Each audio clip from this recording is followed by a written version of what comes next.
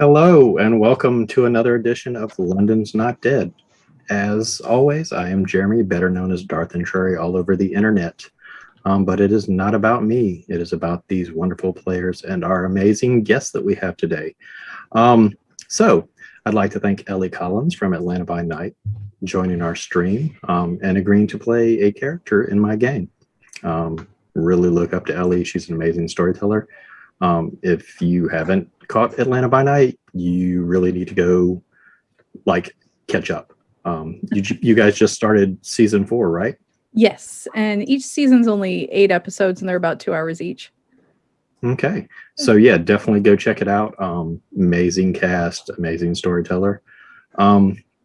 So I'm going to stop talking, and what we're going to do is we're going to go around, and everybody's going to tell us who they are and who they are playing. We'll start with Fenrir or Gil. Hello, I'm Gilanor. I play Fenrir, a gangrel, sort of tough guy. Same old for what's going on.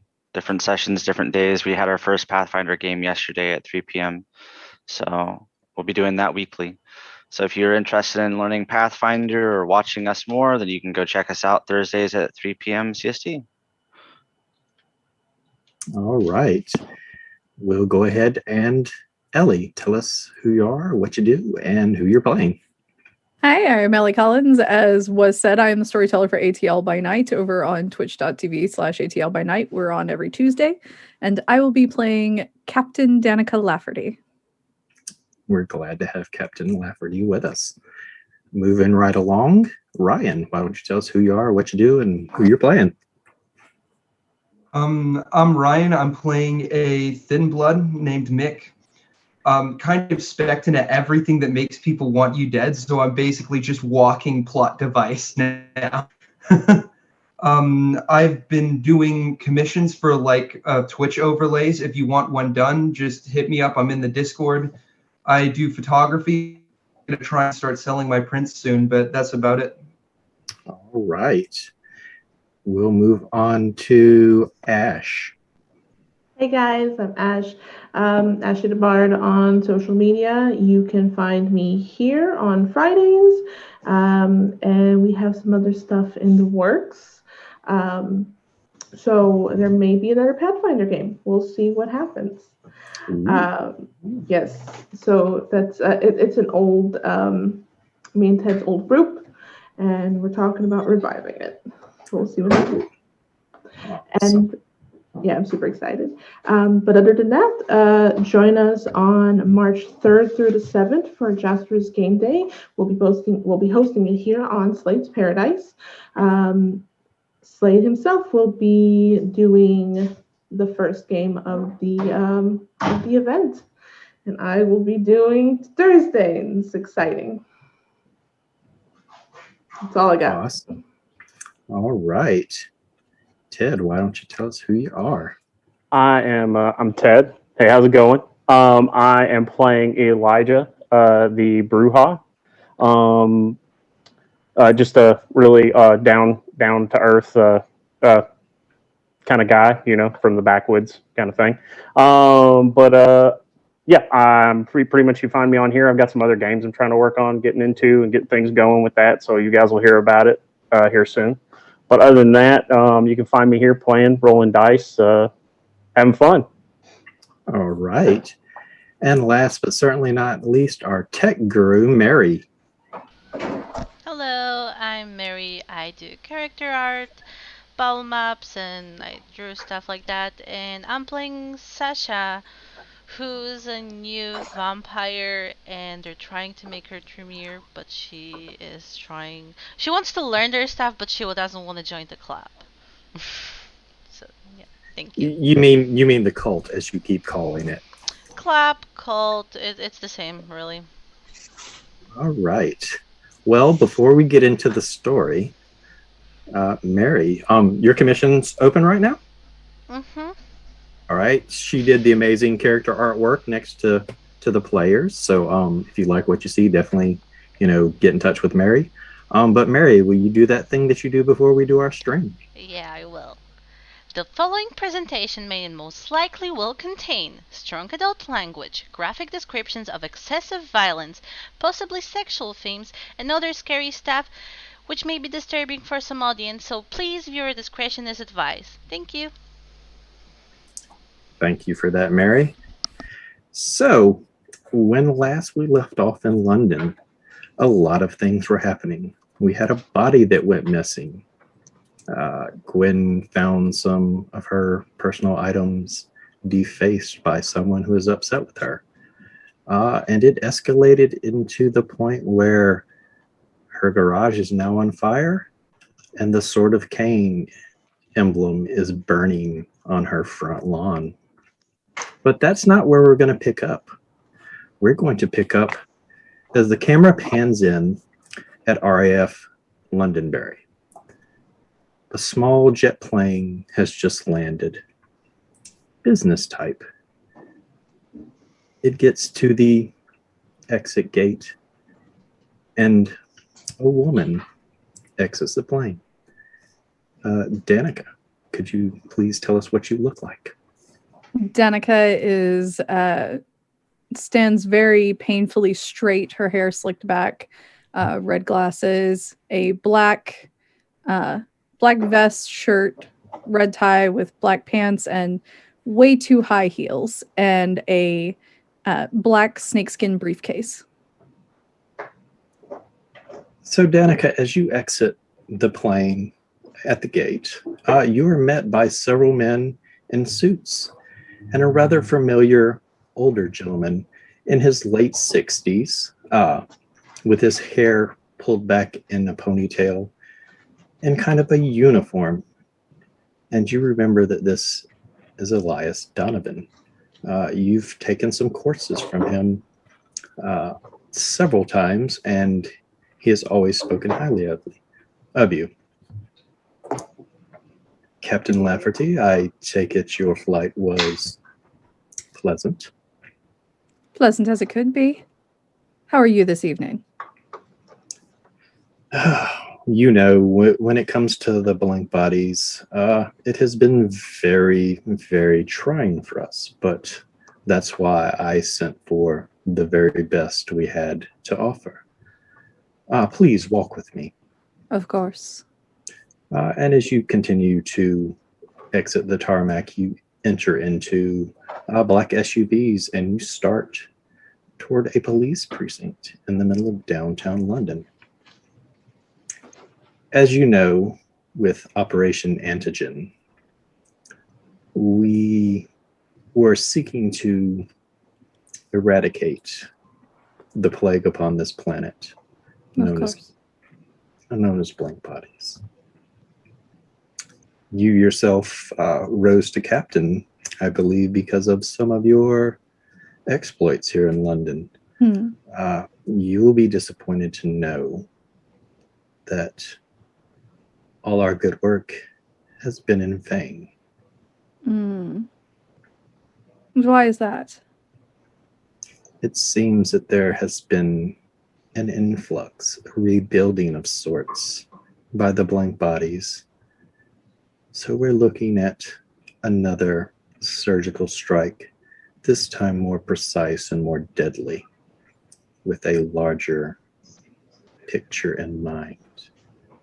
Then none of our efforts were in vain. They simply feel too comfortable now, and thus will make themselves known and make our job that much easier. This is very true. This is why I wanted you here.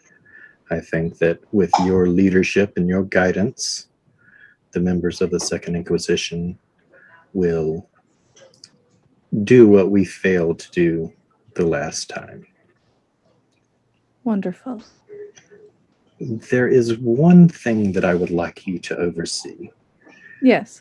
There are several members of a team that recently went through an ordeal, and some of the other team members are missing. I would like you to personally question them and perhaps surmount if they had any viable intel that we might use. Do we have suspicions of these that I will be questioning?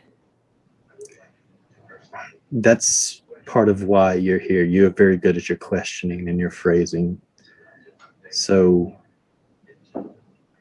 we do have a feeling that we have spies within the Second Inquisition that are supporters of the blank bodies. So I want you to surmount who can and can't be trusted. Will do. Thank you for your trust on this mission. You've never let me down before, and I expect you never to do that. Never. I will be observing because someone has put you in for promotion. How fortunate. I will make sure that you see the fullest extent of my abilities. And at about that time, the SUVs pull up to the police precinct, and we're going to pause right there. So the coterie is on the lawn watching the garage burn, the burning of the lawn. When Mick, your phone rings.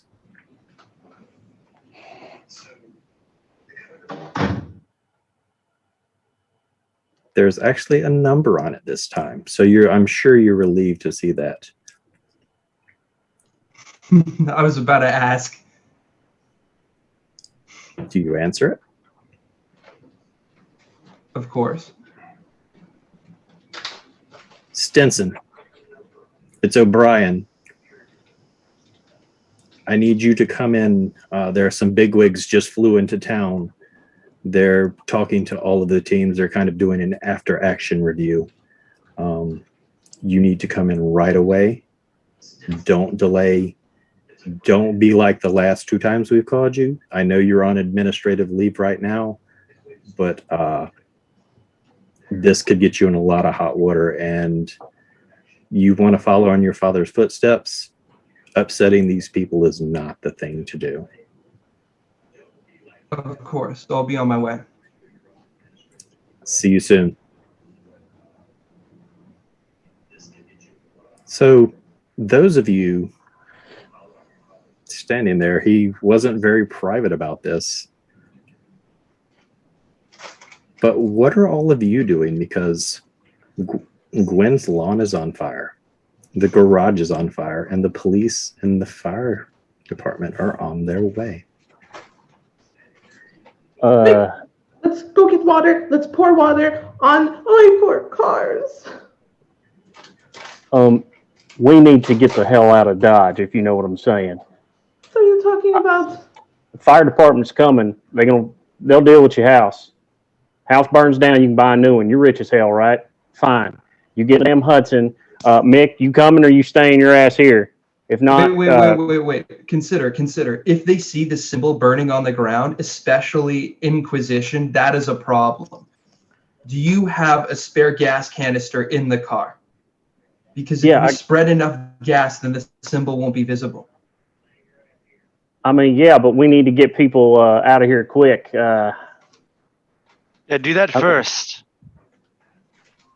And then we'll go. It's the fire department. What are they going to do? Put out a fire, hopefully. Masquerade means we don't tell any humans if we can. See, there was a bomb, and they're going to report it to the FBI or the MI6. Hey, he's got a point. If they find out what caused that explosion, it's going to go up the chain.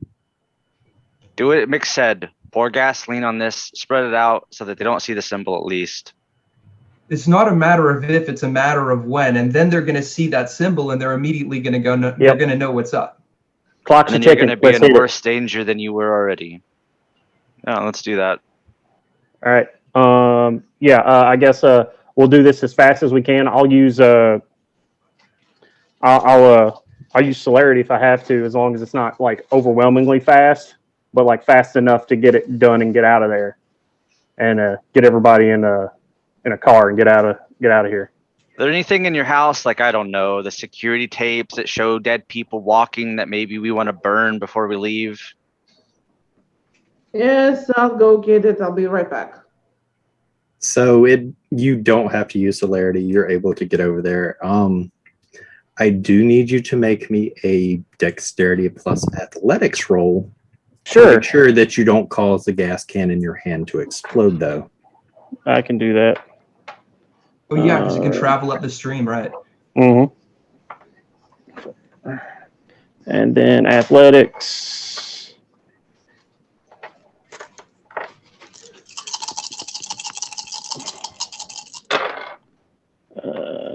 Two. That is 5 successes. Okay. You manage to, with your supernatural speed and grace, throw the gasoline in a manner that kind of eradicates this symbol that was burning in Gwen's lawn. It no longer looks like the sort of cane. It just looks like a random patch of fire. Gwen, you are running upstairs to do what? I'm running upstairs to go get the security tape that shows the dead man walking. Okay. You get the security disc, and you head back down. Sasha, Fenrir, Mick, what are you all doing? Well, Sasha, you want to get going where we were supposed to be going? Sasha the entire time was kind of just staring at the fire with glowing eyes. I understand why people burn shit now. That's really cool. Uh, yeah, sure, we can... Can we go in a minute? Do you think it's gonna spread to the house, next house, by the time they come here? That would be so cool. I mean, you want it to spread to the rest of her house? I mean... Yeah? You can take that gasoline can and just, give it some aid. Nah, I'm not saying of actively doing it. Just, sit back and watch entire neighborhood burn. Well, that's not very fun. And I'm sure there's a possibility it'll burn. Yeah. So, with that, Mick, what are you doing? I'm just kind of watching the two of them, very concerned. So, yeah, after I do that, I'll run back over and I'll start to get in my car and be like, do the thing where I pop on the top of the hood, be like, who's on, who's off? We on getaway sticks or what? All right, Sasha, run let's over and get hop in. going. where were we going? It's a good question. I don't remember since last session what I was doing. Oh, we were gonna go get. Well, never mind. I was gonna go get the dog and then bring him back so he can sniff, but it's too late now. you were going to snoop for clues with the dog, which was a very good idea. Unfortunately, someone had other plans. Well, we can at least come back and have him sniff the ground once everything's done. So let's just go pick him up anyways. All right. I would, if I can possibly go into the Viper, I want to go get the jacket. I'm going to need you to make a willpower roll Absolutely. because that garage Is is on fire. engulfed in flames. I know. 2 successes. She gonna make us go in there and get her, ain't she? You start toward this garage to go get this jacket, and you get probably 3 to 4 more steps closer, and there's kind of an outward explosion, and the fear of this fire makes you turn and run in panic.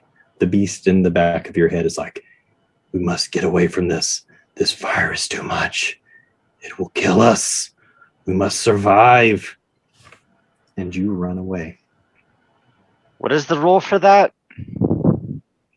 You need to make a willpower roll. Willpower, and that's just my willpower dice, correct? Mm-hmm.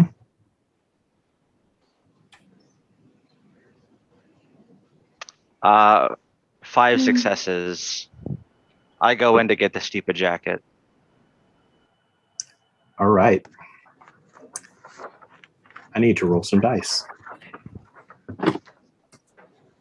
Actually, I'll just do it on the. Right. You are going to take 3 points of aggravated damage as the fire burns you.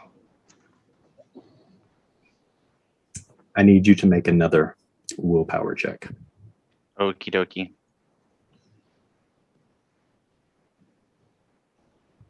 So the rest of you watch as Fenrir 6 goes successes. running into this garage that is on fire. Can you make me a dexterity plus athletics, please? Oh, I'm really good at that. Yeah, give me 1 second. He goes darting in, and several secondary explosions start happening. How many? So for the willpower save that, or for the willpower check, that was 6 successes. For the other thing, I'm still checking. 4 successes. All right, you are going to take 2 more aggravated damage. Do I at least get the jacket? Oh, give me a wits investigation to see if you can find it amongst all these flames, because you can't make out car for car.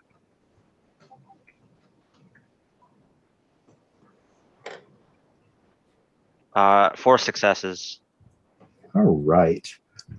You run over to where you think is the correct car, just by placing. And you see the jacket. It is on fire, but you pick it.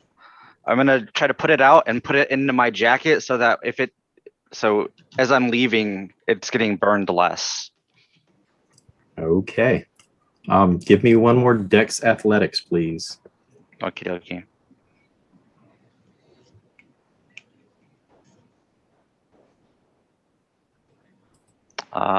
Okay, 6 successes again. Okay. You are going to take another point of aggravated damage. Okay. What's that put you at, health-wise? So how many was that total? You took 3, then 2. 6. And you Right. said 2 more? Yep. And yeah, that's got me at almost unconscious. I got like 1 little blop of health left. So, again, you all watch as Fenrir goes running in. There are secondary explosions. And then Fenrir comes running out with something tucked in his jacket as the next secondary another explosion sends him flying toward everybody. He is on fire. I need everyone to make a willpower roll, except for Gwen, because you've run far enough away. Me too, or just them? Just them. Okay.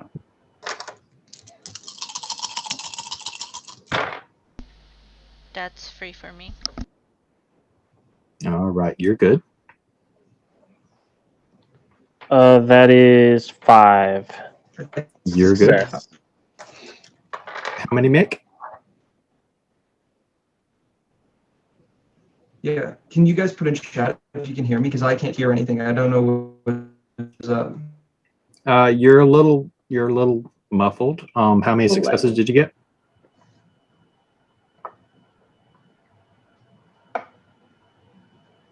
Can somebody type that out to him? If I have to, I'll just grab him and throw him in the car. All right. So, Sasha, you see that Fenrir is on fire. As do you, Elijah. I see. You're still running in fear.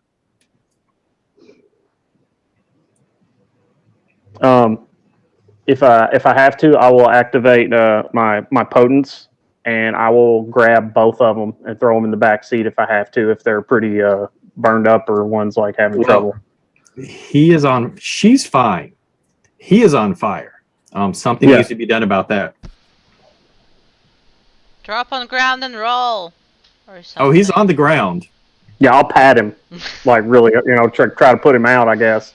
What are you gonna pat him? Are you gonna pull off your coat and pat him down? Yeah, with your you coat? I'll guys pull hear off me? my. Like, all right. Yeah, I don't know what's going on.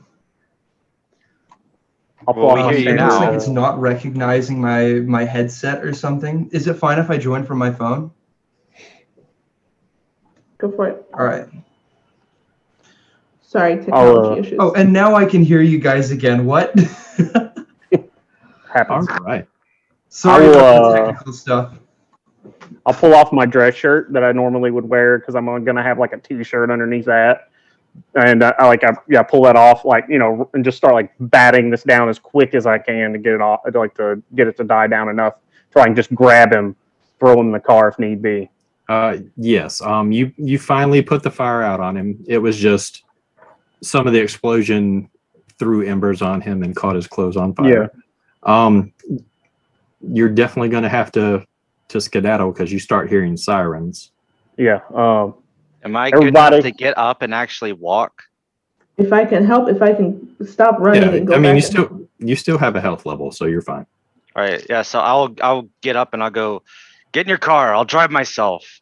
In a lot of pain, obviously, from being on fire and explosions. I'll go over and get in my truck, start it up, and tell Sasha to get in. Let's go to the Baron. Yeah. Everybody in the damn car. Let's get out of here. There's too many sirens every which way. So, Gwen, you're leaving your house unattended. Okay. Oh, looks like we lost Mick. Technology issues, guys. Sorry. So, as you all pull out of the driveway and start heading toward Baron Cross's estate, the sirens get louder. 1 fire truck, 2 fire trucks, 3 fire trucks, followed by a number of police cars.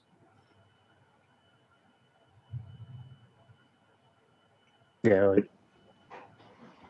I'll take the jacket from underneath my jacket and toss it to Sasha and ask if it's okay. I'm sorry, it's so hard to try to fix the layout and think about what my character does. What's up? So I take the jacket that I saved and toss it to you and ask you if it's alright. Does it look alright? Or does it look burned? The jacket. Hold on, you mess it. It's burnt pretty bad. Not beyond repair, but it's seen better days, that's for sure. Okay. It's gonna need some work to fix it. Yeah, it looks like shit, just like you right now. Good job. Not really. Well, at least it's safe. She knows how to use a needle and thread. I'm sure she can put it back together. Who cares about a jacket this much anyways? She did.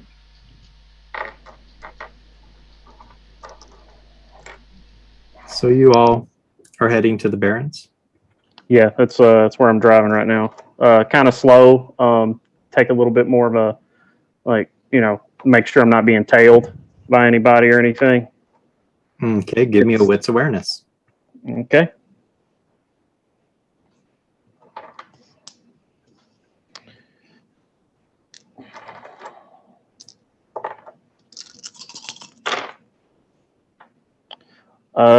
That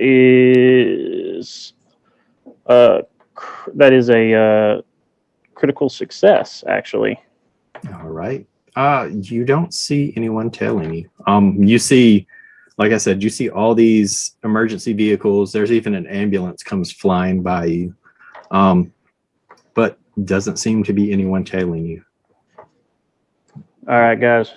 Looks like nobody was following us, so I'm gonna take us to the Baron, or at least somebody might want to try to call him. Gwen, you all right? You think you can call this fella? Yeah, I'll call him. get him on the horn, let him know what the hell just fucking happened. So Gwen, you call Baron Cross. I do. The phone rings. Familiar voice, the assistant that always answers the phone for Baron Cross. Baron Cross's residence. Is the Baron there? Yes. Can I tell him who's calling?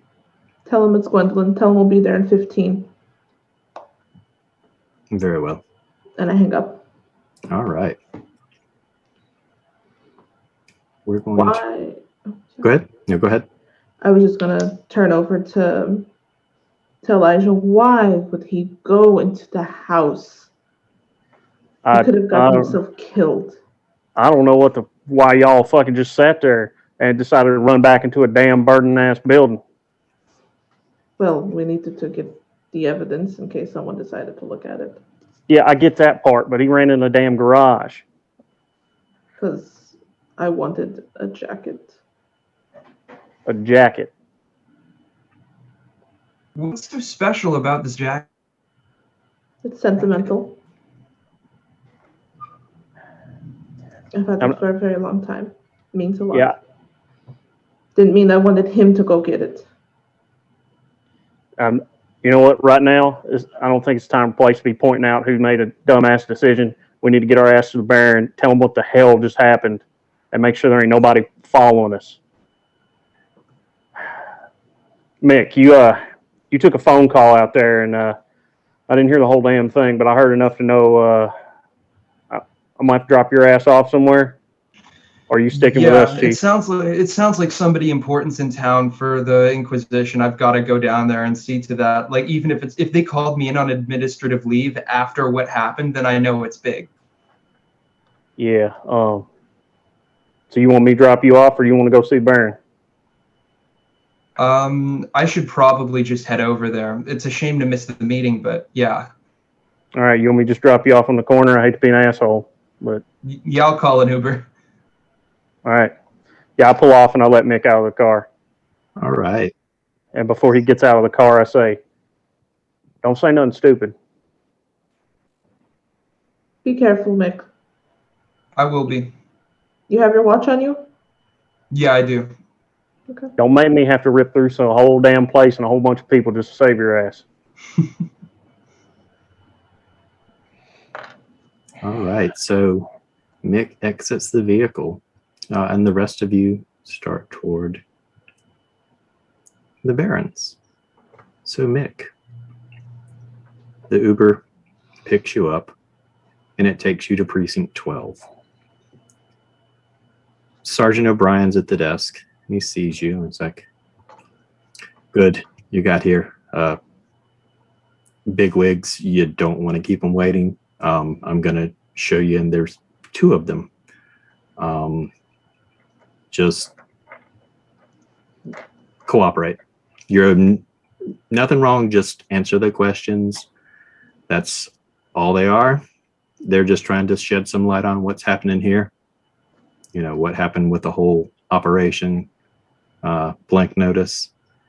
But they look pretty tough. So just don't lie. Just whatever you do. Of course. And O'Brien leads you to a room where you see an older man, and it probably about 65, with pepper-colored hair, glasses, in a military uniform. And what Danica described earlier. Ah, this must be Corporal Stenison. Corporal Stenson, it is my pleasure. Nice to meet you.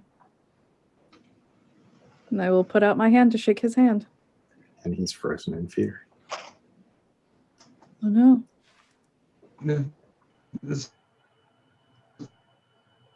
pleasure to meet you. Good to meet you too. How are you feeling lately? I was led to believe that you're on administrative leave for your experience.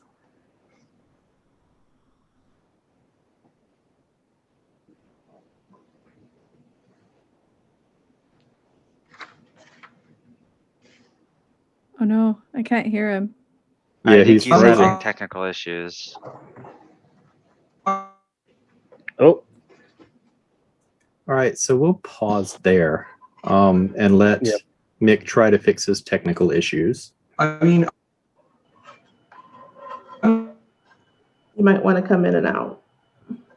I'm still here. Just it cut out for a second. All right. okay. Okay. All right, well, we'll continue there then. So how are you, Corporal Stenson? And again. Oh no. All right, Yeah, I think that he needs to like leave the call and rejoin because he's so laggy. He's having internet connection problems. I've been doing all. can someone type to him to leave the call and come back? I know it's going to make extra work for Mary, and I apologize.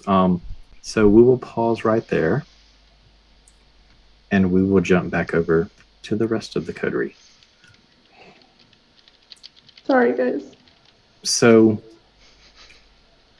you all arrive a short time later at Barren Crosses.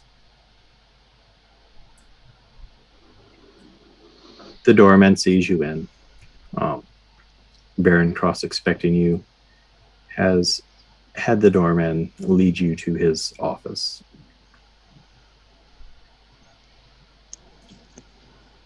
Fenrir, you look like shit. What happened to you? Shit happened. Nothing important. And I'll toss the jacket over to Ash. I take the jacket. We'll talk about this after. Thank What? you. We'll just talk after. Fenrir. What is going on? Our house exploded, Baron. Seems it was the Sabbat. They left Yep. a message in fire on the ground. Painted the goddamn sword of Cain right on their damn lawn. You mind if I have a seat, Baron? Please, I would not expect you. All of you have a seat right now. Start from the beginning and tell me what happened. Well, I'll go with my part and then we'll get to the rest. I killed a man. Took him back to my place. Shoved his body into the freezer. This is, of course, after I got off the phone with you earlier. And he picked up and walked out. Chandra came by, looked at the video camera. I'm going to skip a little bit because there's no reason to give you the full day. And the Hikata is to do with the spirit. So the spirit is walking in a human body, corpse, whatever. So you killed a man, decided to put him in your freezer. I panicked. I watched way too much, like, Goodfellas. We specifically have people that take care of problems like that. I tried to play myself. We will deal with that later. Now, why does Fenrir look like a crispy critter, and why is your house on fire? Goes back to the corpse. So you think the Hikata set your house on fire? What is the thought? I got a call threatening my touchstones.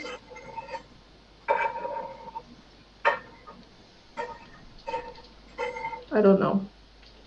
So you're telling me my city not only has a Sabbat and Second Inquisition problem, but now I have the fucking Hikata in my city. Well, we don't know that for sure. That's just we asked one of the Sasha's mentor in the Tremere to come take a look at the surveillance tape, which we got out of the fire before, so they don't have any evidence of that. So we can take a look at that, but she could probably tell you what the thing was, as far as I could tell. On her way out, somebody must have set some kind of bomb in her garage or on one of her cars or something, and it blew. Next thing you know, we look in the front yard and it's burning with that insignia. And after that, we hightailed it out of here. Fenrir got caught up in some of the flames, and that's why he looks the way he does.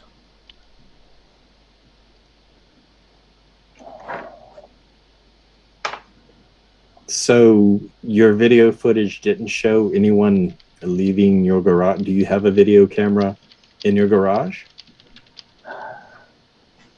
I do.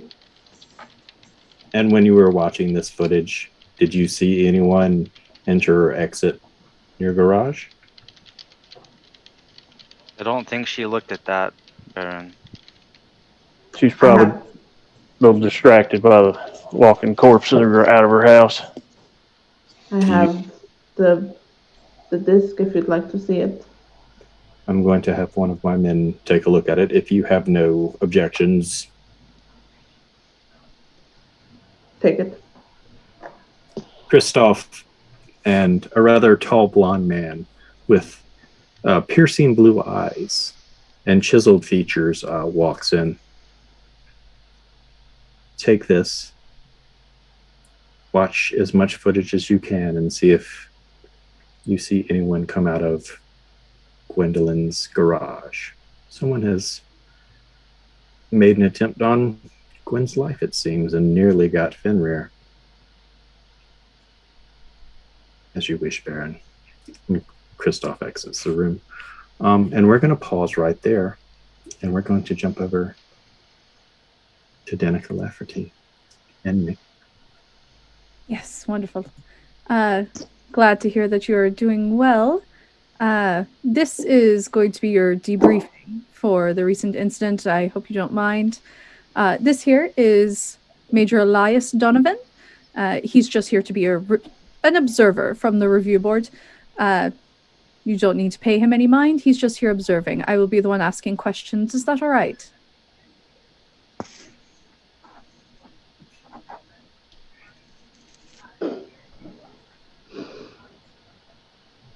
Blink twice if it's all right. Yeah, I think he's still having tech problems. I have no idea why. This is the first time. We've never had anything like this before. No tech issues. Murphy's Law. Bless his heart. All right, so we're gonna put that on pause again. You know what I think it is? I think it's poor Ellie. You cursed us. Yeah, I'm really sorry. I don't know what's going on with it. All right, quick, back to Lafferty and Mick. Do it. All right, were you able to hear the last things I said, or? Yeah, I heard the last part of it. Wait, what was there a question, or were you just introducing yourself? I was introducing myself and Major Elias. All right. And she asked you if it was okay that I observed. Yeah, of course it's fine for him to observe. Like. Okay. All right. So, just wanted to be transparent with you that we wanted to do this debriefing since it took you a considerable amount of time to report in to us. We understand and have given you time off for these traumatic events, but you do still maintain a responsibility to report in a timely manner. So I wanted to first get your account of events. If you could please tell me what happened in its entirety. All right. So the group of us were in the van surveilling a bar that they thought had kindred activity. And somebody came up and was watching the van. We saw them writing down license plate numbers. So I was sent off to follow them. I left. And while I was searching for them, I got knocked over the back of the head and I was knocked unconscious. And following this, when I woke up, I was on the floor with none of my gear, and that's why it took so long to check in. I needed to search for it. I found a homeless person had it, was trying to sell it off. Follow-up question to your nomenclature there. You referred to them as kindred instead of blanks. Why is that? Sorry, I've been doing research into some of the groups that have been like sort of knowledgeable about them, and I heard a few people call it kindred during like interviews. So that's the term they use. Thank you. As of right now, you're the only person from your team that is not currently missing in action or presumed killed in action. Why do you think that is? Probably because I left. Like, after, I don't know what happened beyond that, because after I was knocked unconscious, I don't know anything that happened at the van. So you did not try to go find your fellow associates? Well, when I woke up, I went back to look for them, but first, I was going to go back to look for them, but first I wanted to find the gear, because obviously, stolen's like Second Inquisition gear, you don't want a crackhead running around the streets with an assault rifle. That seems like something that would need to be resolved quickly. Of course, and we do appreciate that. Thank you. I'm just trying to piece together why an entire squadron appears to be gone, but there is you left. If these filthy blanks were making sure to make short work of us, I'm wondering why they didn't come back for you. Or if they perhaps did. Well, I never saw anybody. They probably just didn't know anybody had left, or if they again, I got no idea. All I know is I woke up, my gear was gone, and nobody was around. And then from there, I was searching that person, and by the time I reported in, everyone was dead. Thank you for that. And how are you feeling after this? You took the administrative leave. What do you feel is your condition at the moment? I feel like the physical effects, at least the concussion, I'm feeling much better. I think I could return to active duty, to be honest. Wonderful. Captain We Lafferty. would very much appreciate that. Captain you- Lafferty, can you make Oh, yes. me a wits insight roll, please? Absolutely. Let's see. Insight. That is 4 successes. As you're Critical. going over your notes and you're questioning him, something's not lining up. There's something he's not telling you. Mm-hmm. So if you're fit to return to service, since you did mention that you had a concussion, I would like to have you sent for a full medical evaluation, cover all of your biometrics, really give you a thorough once-over and make sure that you're fit to return to service. Is that all right? Sure. All right, we can do that directly after we finish here. I just have a few more follow-up questions, if you don't mind. Yeah, of course, of course. When you were declared missing in action, we had to take all necessary precautions to try to recover. An agent, as you yourself has talked about, you can't let someone on the streets obtain an AR, nor can we let blanks obtain an agent. So we checked into your services, and we see a lot of text and calls between you and a contact by the name of Maggie. Who is that? She's a friend of mine. She's been trying to investigate the Second Inquisition for a while.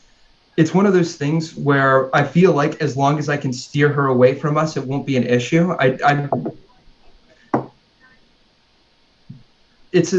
It's complicated. Why is she investigating us? She saw us doing an operation one night and started asking questions. Interesting. And you feel a certain kinship with this Maggie to have not disposed of her for this. I just thought it was unnecessary to kill her as long as we direct her the other way. And And tell me more about this Maggie. Where can she be found? Since she appears to be investigating us and might be a security risk, we need to make sure to have our best men on it. I don't know where she lives, and I've not seen her for a while. I've been caught up with other stuff during leave, but the next time I see her, you could probably set up a surveillance team and follow her. Oh, that's fine. We have her phone number now, and we already have her information. I just wanted to make sure that, in case you had any ideas of the best ways to approach her. I wouldn't really know. Thank you. Is there anything else about that night? Anything that changes your opinion on the blanks? Changes your opinion about your mission? No, not really. And as with all things, I do have to ask, have you been forthcoming with me? Is there anything that you feel I should know that I don't already? No.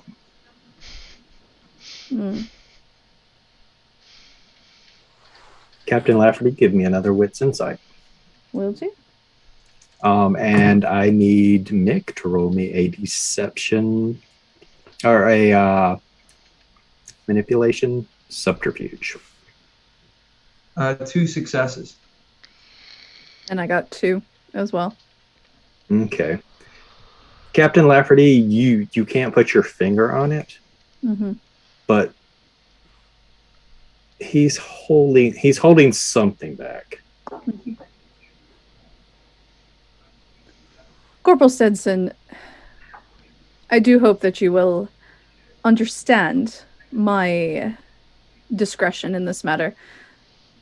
I understand you've had a concussion, so it is important for me to pry further into the details of your evening, because we do have reports and cameras. What of Agent Donaldson and Agent Mickelson? Do you have any idea what became of them? None more than anyone else does. Everything that happened, they just disappeared, I guess, because by the time I came back, they were the same way you guys found them. I haven't seen anything of them. And it took you 24 hours before command could even find you. That's a long time to look for gear.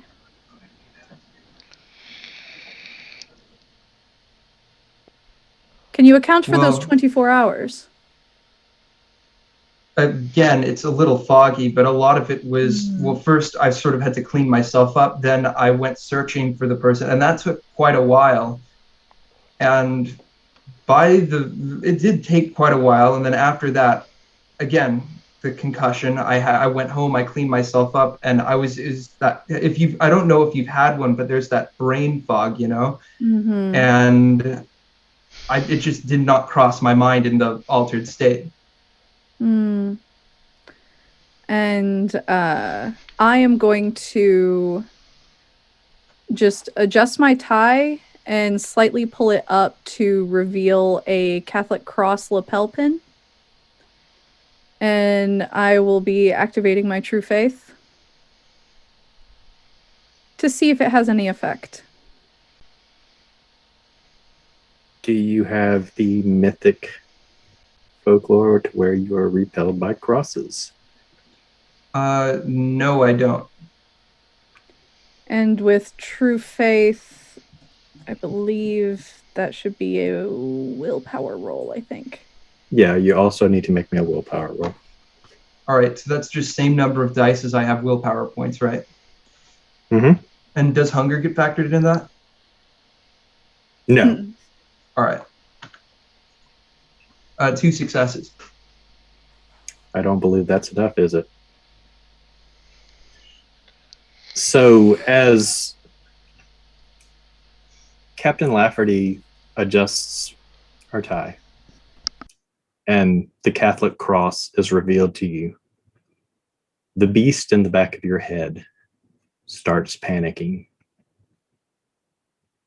And you feel the need to get out of that room. Is there something wrong? No, it's just been rough. It's difficult to bring all this up? Manipulation, subterfuge, wits, insight, please. Yes.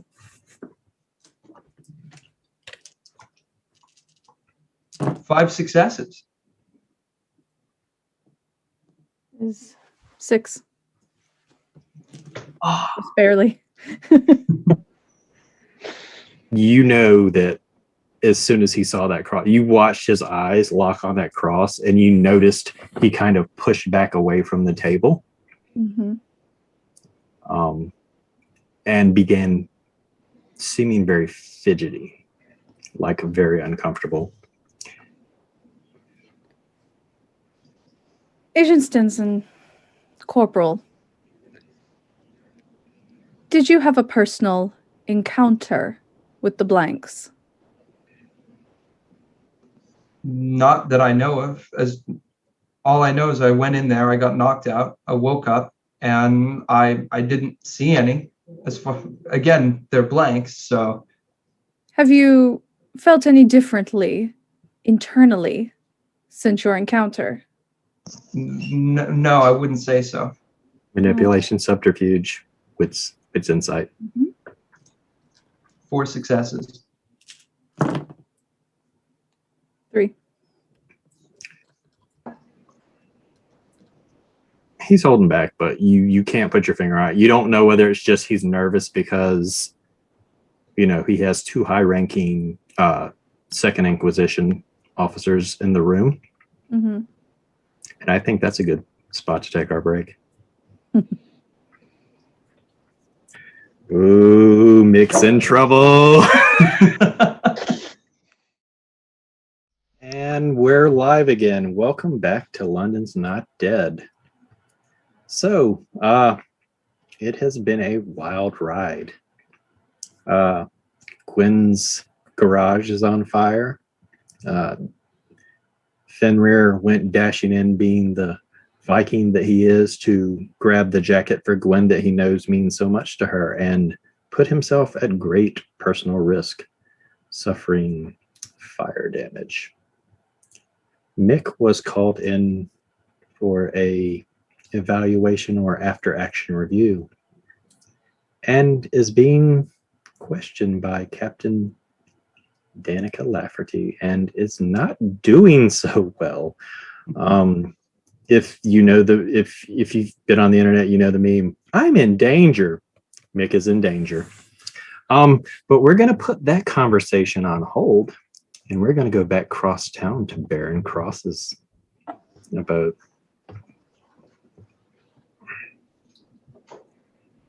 Where is Mick, by the way? Oh, right, that's right. We dropped him off. Oh, God. We had to drop him off. I forgot about that. Hope Got he's okay. called in again, right? Yep, I guess so. I feel like he's more gone than he's here. You know, I put him under your charge for a reason.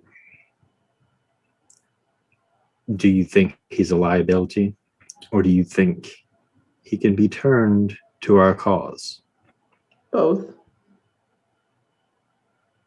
So I what like you're the saying kid. is he's a liability to our cause. He is. But he could be turned. He's a good kid.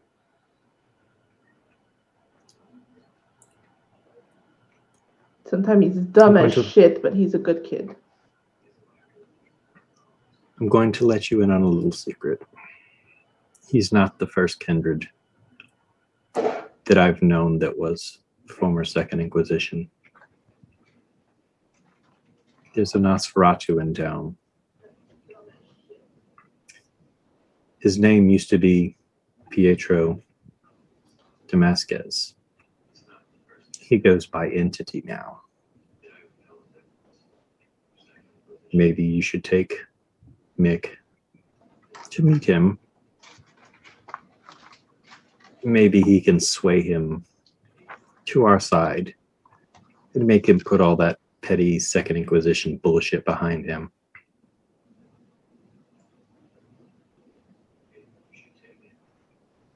If Once not, we-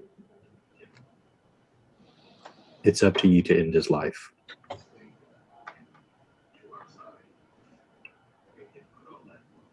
Well, Fenrir, that's your job. I'm not killing the kid if we can't turn him. Sure.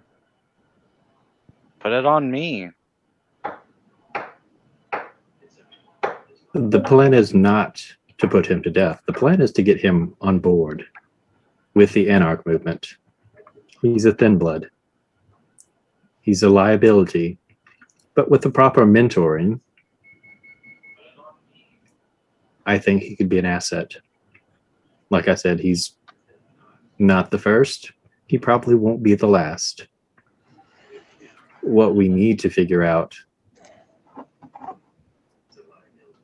is what the time period we have before they start trying to cleanse London again. We're surrounded on at least two sides, possibly a third side with the Hakata, if that is the problem. And if Chandra says it, I will take her at her word. She's never led me astray. She's one of the few Tremere I actually like.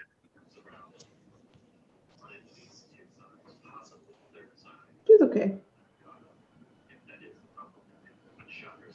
I mean, the kid's smart as hell. If we get him on the straight and narrow as far as we're concerned, he could be useful. But hell, I don't want to have to kill the damn kid if we have to.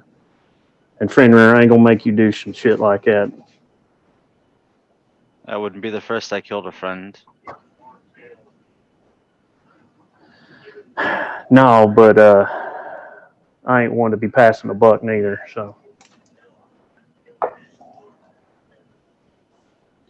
We can convince him to work with us, and I'm fine with him living, obviously. I don't want to kill him. I do agree that he's dangerous. They keep calling him in, he keeps going, and I understand he doesn't have much of a choice. as far as they're concerned, he needs to die. Well, if No. you make it look like he died. I mean, that'd be the only way to do it. But now, I think that's the least of our fucking problems, though. All right, my house is still on fire. Yeah, your house is on fire. God knows what's in that thing. 2, we got the damn spot breathing down her fucking neck. You don't have anything inside of your house that might incriminate you beyond what we've already destroyed or got? Shit, there's a whole room full of guns. That's enough to raise a question, right? Yeah, but that's enough to raise a damn question in my book. Hell. That is true. And just for general purpose, they are not as open about guns in the UK as we are in the United States. As a matter of fact, it's yeah, that's not going to be good. They gonna think you some kind of mafia boss, little lady. I like guns.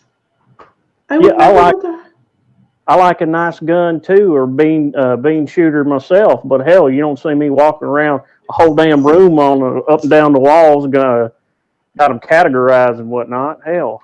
Yeah, you normally do that in shady parts of town. It is my house. It's behind a metal door that has a code to it. Yeah, that I'm sure they got all kinds of newfangled devices now that can punch right through some shit like that. Not to mention that if your house burns down, it's not going to do much good if there's just one big metal door standing there. Now, so that being said, you might have to be doing some laying low yourself. No more fancy fashion shows or club running for a wee bit, if that's what you wonder. That is my job. Yeah, I get that. You know what my job is? Keeping my happy ass alive and protecting the people that I can have concern about. Now, right now, that concerns you and yours. So that means no going out being fancy and whatnot until we get some shit figured out. He definitely has a point. If they find all these guns in your house and you not there, and they don't, guns. and you, yeah, they're gonna have questions. I mean, I'll answer the questions. I have all the paperwork for them. I didn't buy them off the black market. I bought one off the black market. I don't think it fucking matters if you got paperwork for them or you got them at the Sunday swap out front of the church. And I thought Oh, everyone keeps saying I'm from a different world. the swap out in the church. What? It's a thing that happens. Sometimes they'll have like a little flea market deal outside of front of church. People will trade stuff or buy things. That don't matter. What matters is you can't be running around buying all this shit and being all visible in your face with paperwork and whatnot. You're a fucking vampire, all right? You're a kindred. You're one of us. We're monsters. We eat people, all right? We can't be talking to mortals right now. Regular folk. Yeah. Elijah, I need you to make me a willpower roll. Yes. And here we go. Man, okay. That is 3 successes, 3 failures. Did you get any ones? Yes. I got 2 ones. Okay, so the beast in the back of your head is poking at you and goading at you. They're all amateurs. They're doing stupid things. They're going to get us caught. They're going to get us killed. But you're able to quell it for the moment. Because unlike the old system, whereas the ones would have taken away from your successes, they don't in this. I'll just I'll drive the palm of my hand, not as hard as I can into the table, but pretty damn hard. Like just sort of just kind of get an anchor on the moment to try to hold this at bay. You take a point of superficial because this is a steel table. Yeah.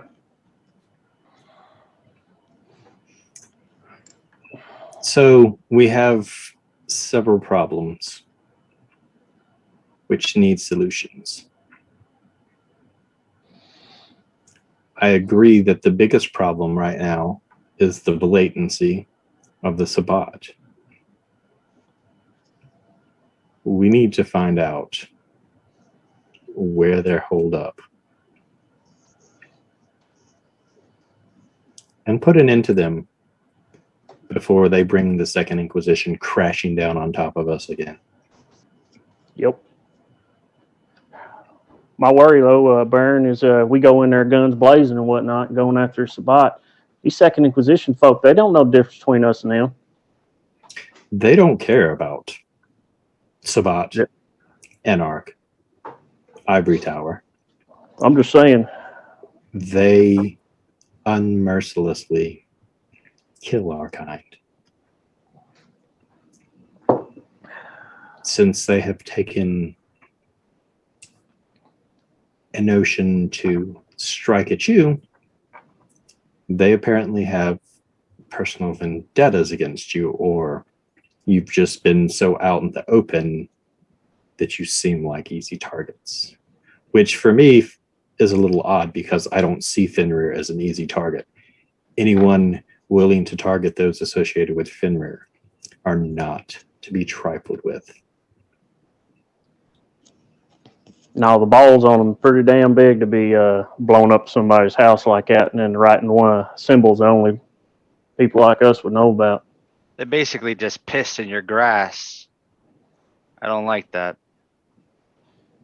Yep. So This is What's I'm the sorry. message though that just I can't seem to get over? Sasha, you've been unearthly quiet. Yeah, I'm busy. I'm doing a lesson here. I'm learning languages to learn all the cool spells. Is that Latin? Yep.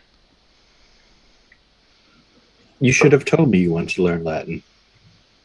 It's like a first language to me. Oh, cool.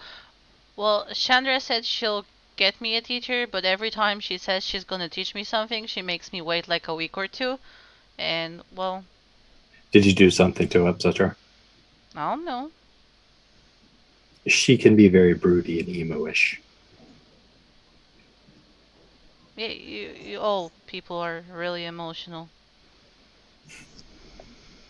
I haven't had emotion, and Kindred, sorry.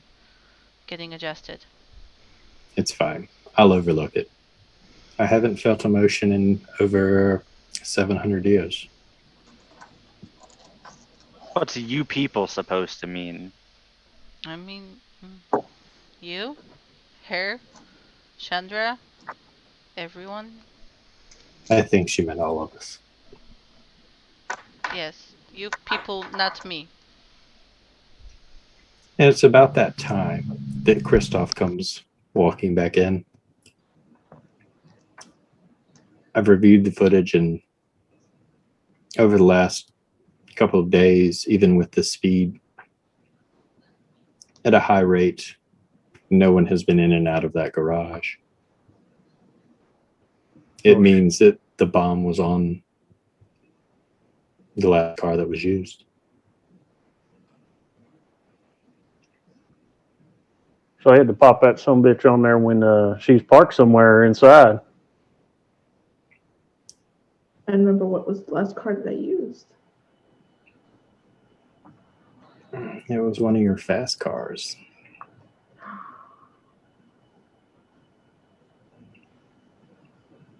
Maybe they did it when you went to that meet with all those people. There was no time.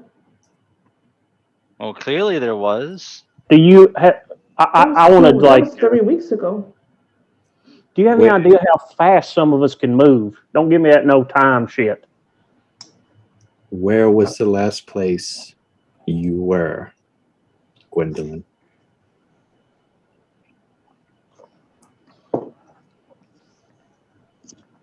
You had been to the hospital. That's right. I was at the hospital. It was the club bite. I was to, like 3 weeks ago, I was to the meet racing. I was in Hawaii, so I didn't have my cars. I don't think that if they were trying to send a message, they would have put a bomb on your car to blow up 2 weeks later.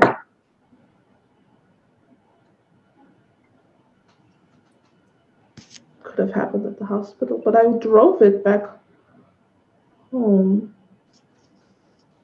I'm going to give you a lesson. You are very open about your touchstones.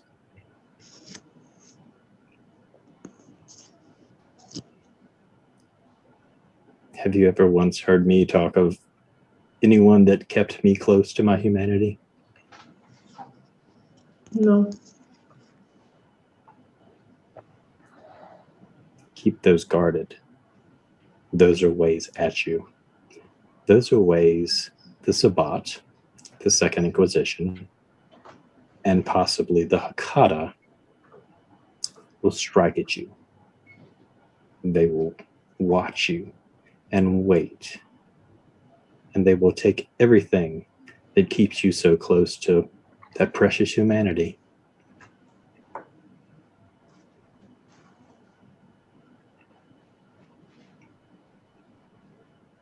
Yes, sir. And now we're going to pause right there. And we're going to jump back to the AAR.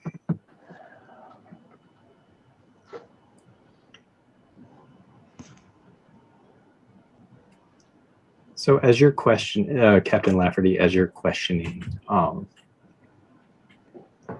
the corporal, someone comes in and looks to the major and motions for him to come outside.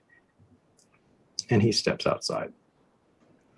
As the major is stepping out, I'm going to hold up a finger to Stevenson or Stenson and go to the door and lean out, and I am going to request to the nearest person Yes, excuse me. And I'm making sure to keep my voice low enough that he can't hear me. I need you to find me where there has been a burning building within a reasonable drive of this building in the last 2 hours. And as you say that, the soldier that had motioned for the major kind of looks at you and motions for you to come outside. And I'm going to turn around and be like, Stenson, please, we have something to handle real quick. I will be right back. Please stay there, or I'll make sure that the medical examiner comes in here quickly for you. Of course. And I'm going to come out. And did this room have any windows or just the door? Just the one window. And you know from your interrogations and your questioning, the two-way. that there's a two-way mirror. There are no vents in the room. Okay. So it's the door or through that mirror. Okay. As I come out, I'm going to lock the door, and gesture for an agent to stand at the door. And a couple agents come over and stand on both sides of the door. Thank you. We just had a team go to a call, an abandoned house. The garage was on fire. We were able to put the fire out on the garage before it spread to the house. Who owned that house? A fashion designer. I would like a full report on who that is. I will get you the information. Also, one of the things that was odd about this, I'm sorry to interrupt you, Captain. There was a painting that was defaced that said, "You did this to me." Mm. And there was a couch that looked like it had been slashed out on the front lawn. And there was this rather large patch of the lawn that was set on fire. I have forensics and several other teams on site. And as he's saying that, he puts his index finger to an earpiece. They also found several firearms. Some that are illegal in the UK. And apparently the video footage from the surveillance equipment is gone. I would like all street level surveillance within let's call it a 2-mile radius of that house. I would like facial scans to find the owner of that home and anyone associated with her. And I would like them immediately. Yes, Captain. And he snaps to attention. He salutes you and he heads off. And I'm going to turn to Elias and go, I have suspicions that our dear agent in there has found himself in bed with the blanks. That house fire is no doubt another one. And if we can find her associates, well, then we've squashed an entire group. I see a promotion coming, Captain. Oh, hold on just yet. I still have more ways to impress you. Let's get on with this medical examination, shall we? Yes. And he looks to the two. He says, go get the special unit. Yes, sir. And they rush off. I have some surprises up my sleeve. Shall we continue questioning until? Yes, I think that's a great idea. If you don't mind, I would like for you to wait behind the glass. I want to see if a less intimidating presence as you are will cause him to let his guard down. Very well. I assure you, I am properly equipped to deal with this situation should I need to. I have no doubt you've yet to disappoint me, Captain. So I look forward to seeing what else you can pry from this traitor's lips. And he goes down, and he's turned the corridor and is entering into the double side of the mirror to continue watching. Okay. And about how far out would the medical examiner be? Is it reasonable to wait on them, or should I go in? You should probably go in. Okay. You're kind of unfamiliar with this, but you know that most SI sites, the medical examiner is generally on the far side of the compound. Okay. So I'm going to go back into the room.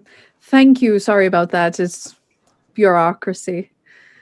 Always needs us more than we need it. How are you doing, Stenson? I'm all right. Good. Now, if you don't mind, I understand that the Major can be rather intimidating. He can make these situations sometimes a little more scary than they seem to be. So I just want to chat, just the two of us, if that's all right. Of course. Thank you. Now, how long have you worked with us? I'm unfamiliar with you personally. It's been a few years. I was around for Antigen. Oh, wonderful. It was a wonderful cause, and I look forward to furthering it. What brought you to our happy little family here? What made you want to work with us? Well, my father, I wanted to follow in his footsteps. That's actually how I got into this line of work. Admirable, completely. Yeah, he was a good man. I'm sure he was. How have you felt about our mission here? Do you still feel that it is our God-given mission to completely rid the world of these filthy species? Well, of course. I mean, there's no, they killed my father. Of course I want to get rid of them. Of course. What a terrible memory. I'm sure you want to see them all eradicated, every last one. Well, of course. I mean, that's kind of the job description. Well, yes, I know sometimes some of us get unfortunately aligned with pushing papers when we'd really rather be out there doing the hard work. Can you roll me a manipulation subterfuge, Mick, and an insight? Wits insight, Captain.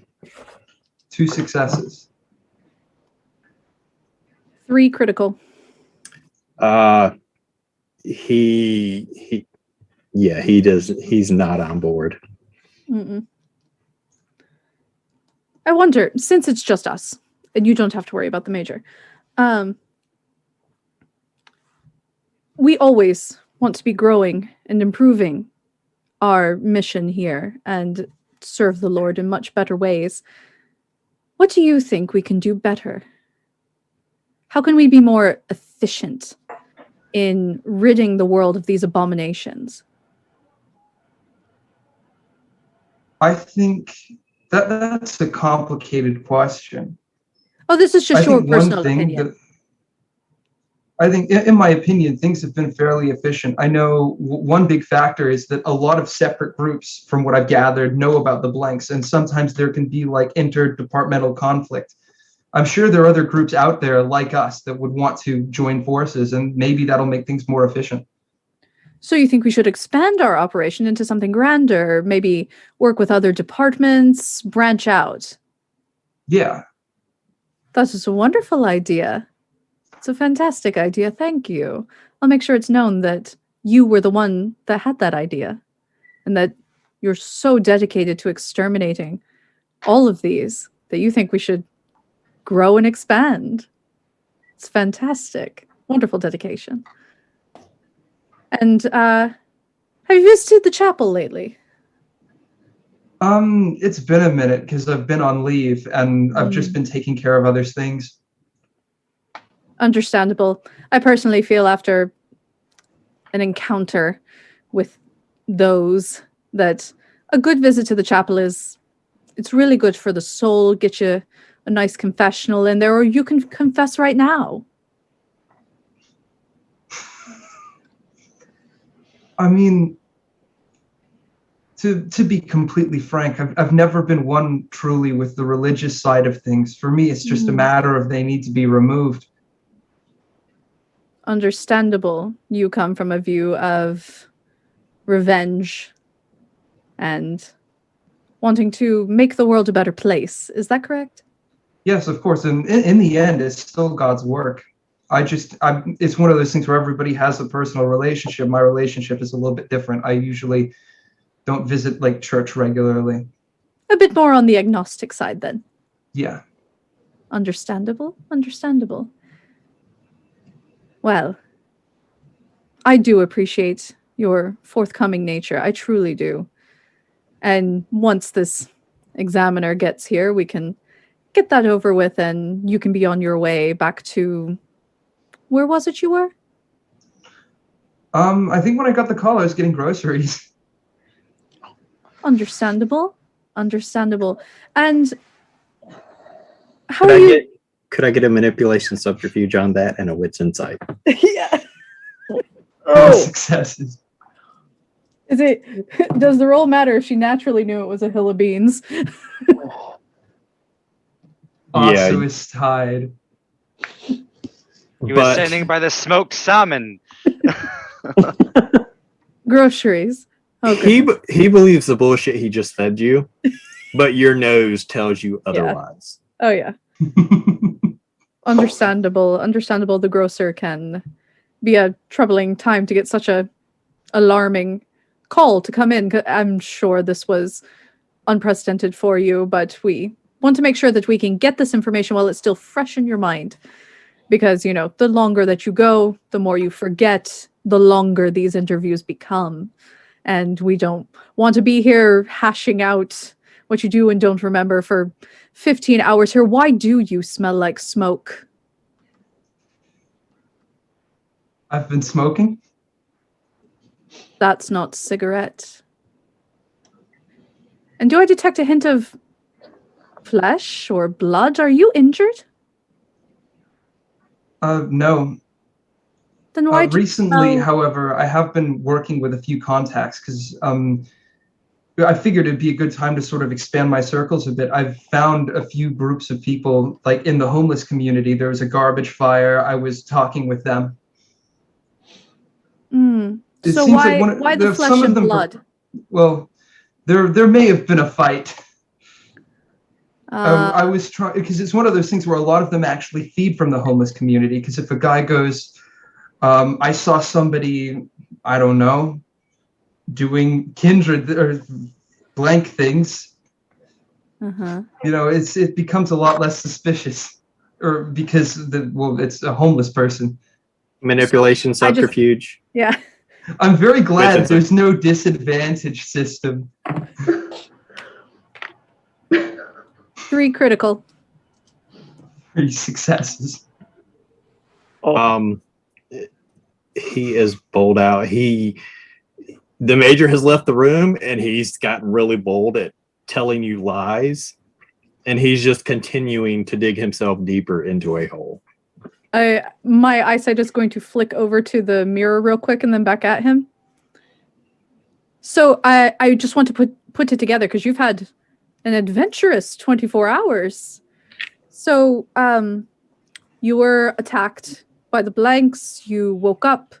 You couldn't find your equipment. It took you a while to find your equipment to report in. And during that time, you hung out with homeless to try to get information on the blanks, and a fight broke out. Somebody was set on fire, and you were close enough that the smell of flesh and blood and smoke is just wafting off of you right now. It's quite offensive. So that's been your last 24 hours. Wasn't the fight 2 weeks ago? Wait, just out of character? Yeah. Wasn't all that 2 weeks ago? Oh, yeah, it's been a couple of weeks since the incident. So what you would know, Captain Lafferty, is that he was missing for 24 hours 2 weeks ago, when Operation Blank Notice took place. He was told to come in. Oh yeah, she's messing with him. Yeah. Okay. I just want to make sure that we. Yeah, had she's stuff messing with him. Okay. Okay. Continue. Well, I'm sure there's been some confusion there. You see, all of that went on 2 weeks ago. What happened was, that's actually when I met the contact. I was searching for the gear. I found somebody trying to sell it, and of course I dealt with them. However, there was a larger group, and they seemed willing to work for money, and I figured it was a reasonable arrangement to get information. A larger group of what? An encampment of homeless people. So you wish to use them as informants to let you know who has fed off of them?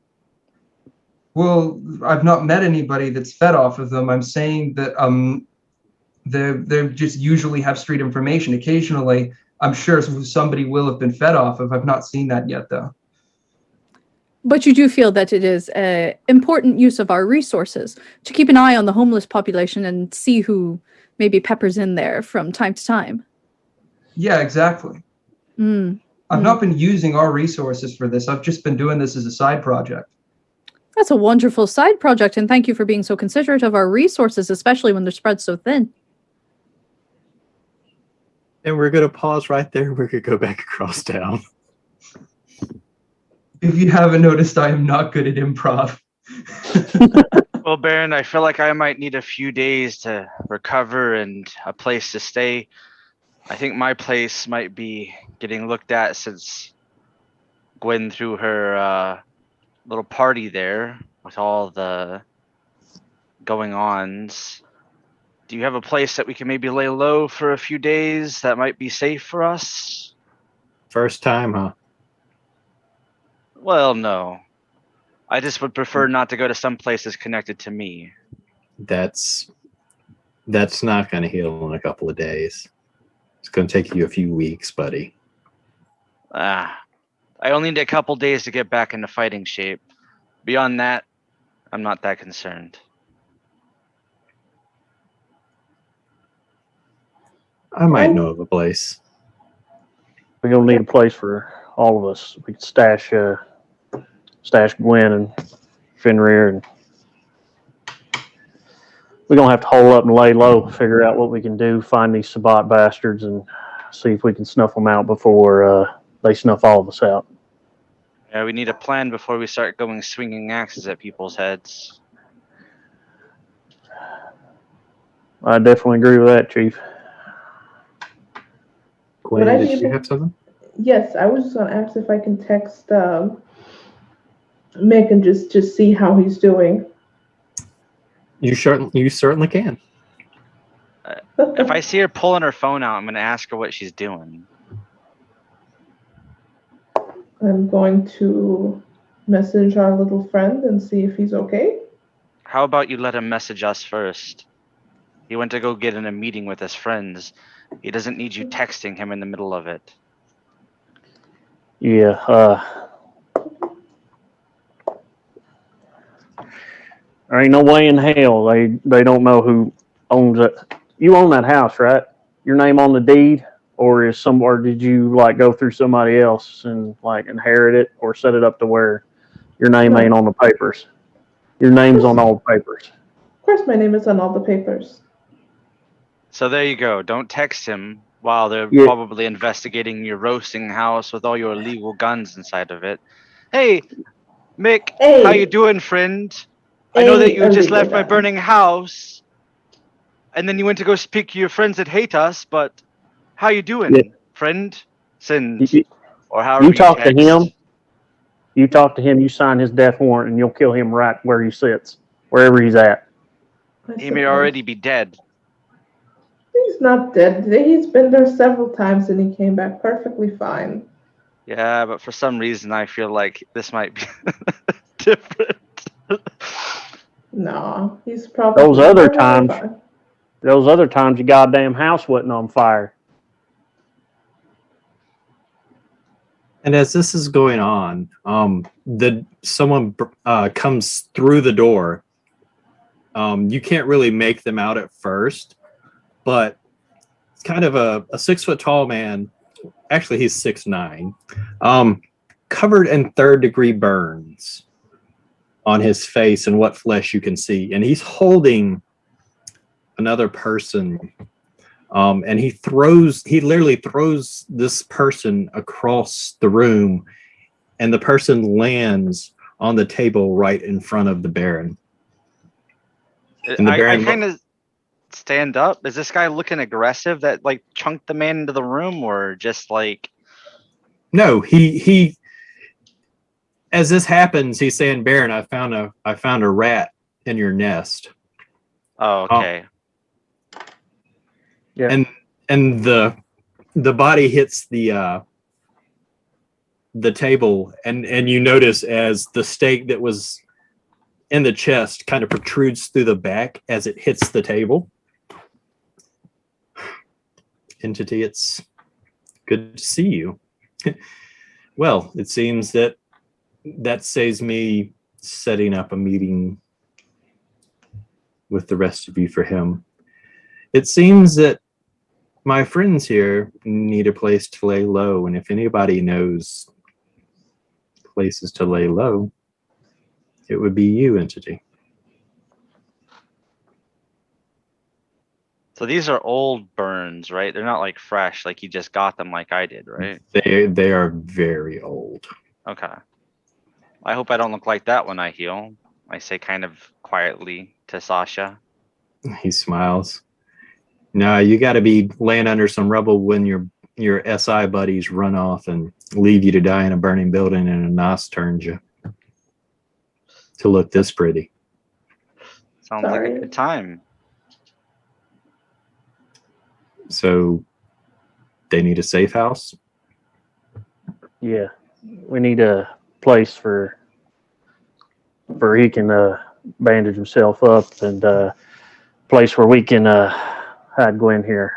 Make sure if she does go back to anything close to that damn house, it looks legitimate. Or in my case, I think she should just walk the fuck away, and Gwen should die in that fire, in my fucking opinion. I know you ain't gonna have that happen, but Of course not. She's And too it's- famous to die. And it's at about this time that Kristoff comes walking back in, and he leans over and he whispers something into the Baron's ear. Got some good news, and I've got some bad news. The bad news is, well, actually, let's start with the good news. Gwen, your house didn't burn down. Oh, good. I can go back in. The bad news is, apparently, the police and emergency responders are going over your home with a fine-toothed comb. Oh, yay. I can't go back home.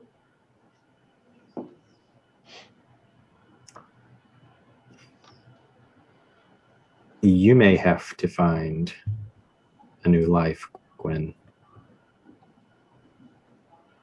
A new face. There's...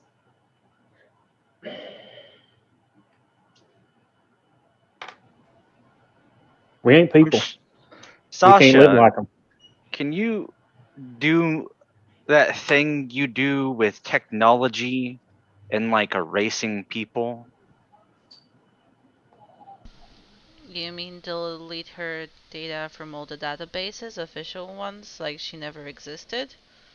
Yeah, like that time you got me out of that parking ticket. Why don't we just, if you want to make her disappear, why don't we just take some pictures, rough her up a little bit or something, take some pictures, throw her on the ground. Then you put it on the internet, make a fake news story or some shit, put it out there and think that she died or something. Hell, if you're going to do it, do it. Well, it's Wait. not exactly like a parking ticket, but if you give me enough time, I think I can work something out. That'd Before be I go great. changing my entire life. Let's just figure one thing at a time. I don't think you get a vote, Miss Gun Show. How does it work? Can she really How is change her my- face? Because if so, there's this website that generates the random pictures of people. You can choose one. Here you go. Choose one, and then we can change you to it. I just don't see how my collection is a problem. It's a 'Cause- problem because you're not in America where at least you know you're free. Something, something, something, liberty. No, because we aren't mortals. We don't live in that godforsaken world. I wish we still did. It'd be nice if we could go out on a Sunday morning and go have a nice ice cream and go see a movie, whatever mortals do now, whatever human folk do. No, we can't do that shit no more. I think they go to nightclubs and dance with other people, which is sort of something we can do. But yeah, we can do that shit. But what I'm saying is, she can't have all these fucking threads leading back to her, because that leads to us. Elijah, I need another willpower roll, please. Okay.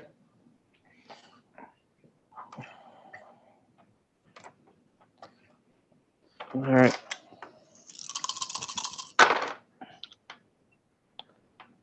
Okay. That was 3 successes. All of them were 10s. All right. Again, the so beast that's is like 6 successes, right? Because they're all Yeah. 10s. Wow. the beast tries to push through again. Your temper, your blood boiling, your frustration at how irrational everything has been over the last 24 hours.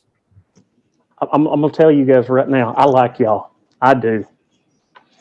I got too many important things that could be falling the fuck apart. Too many people that could be fucking hurt if y'all don't get your shit together. Yeah, I get you, buddy. Don't worry, Elite. We'll take No. care of it. I ain't mad at you. I ain't mad at you at all. And I ain't really mad at Gwen. I know the kind of person she is and the things she does. But we can't be waving flags around, letting everybody damn know that we're what we are. Yeah, I hear you. Especially with the Second Inquisition going on. So I think it's best if you just disappear. And Sasha, if you can make her disappear, that'd be great. At this point, when I hear Fenrir say that, I'm going to get up from my chair and I'm going to be like, excuse me, I'd like to step out. Take your time, Gwen.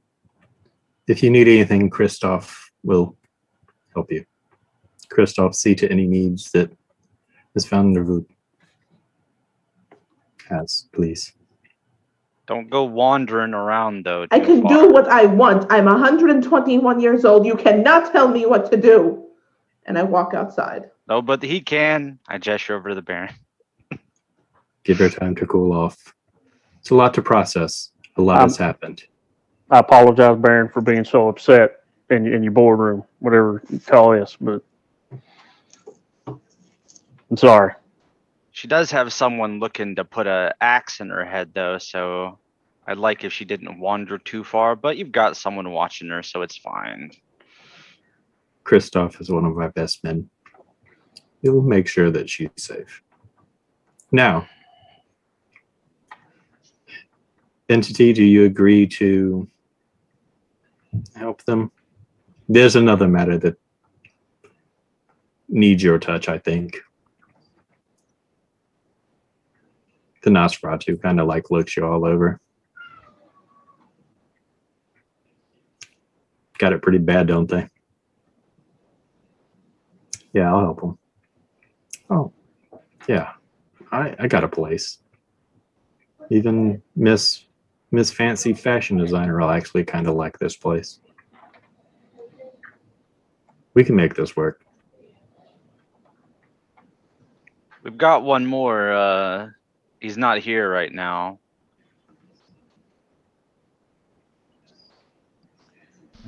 But I think it's time he starts rooming with us. How long is this supposed to go for? Just until you can get all of us off of the internet and erase us as best you can, all of us. I don't think it should be just her. It should be me and you as well. As he says Yeah. that, Sasha will pull her laptop out of her bag, open it up, put her on her knees, and start looking I doubt into it. I doubt you'll find much on me, but yeah, probably a good idea. You're American. How'd you get over here? I had some friends got me over here. Did you ride in the bottom of the cargo boat too? Pretty much. Yeah, it's not that hard to be American and get over here, All right. especially for us. Grease the right tracks, fellas will get you wherever you want to go. Well, I would suggest that anything you need from places that aren't already compromised, you might better go get it, because we don't know how long this is going to take. All right. Probably a good idea. Elijah, you want to ride with, you want to head over with me to the bar? Yeah, I'll drive you somewhere, wherever you need to go. I can drive. I'm still fine. I understand you fine, but I want you to focus on healing too, and it'd be better if we're together. All right. I'll ride with you. I'll even let you pick whatever music you want to put on the thing. It's fine. I like all sorts of music. Been around long enough, you hear all sorts of it. And as this is going on, where does Gwen go and what is Gwen doing? Go outside of the manor mansion. I pull out my phone. I try calling Claude.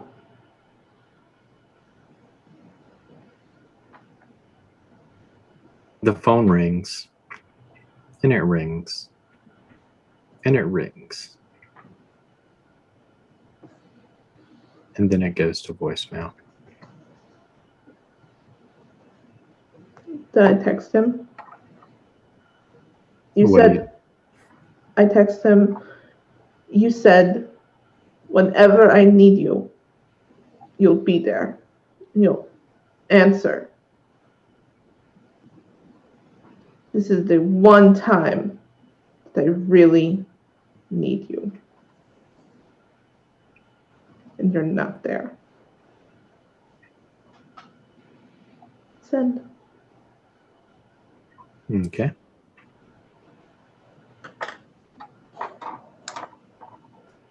No response.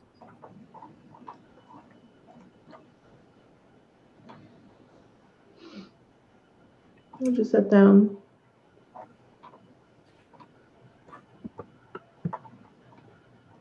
As you sit down on a bench, Kristoff has kind of given you some distance.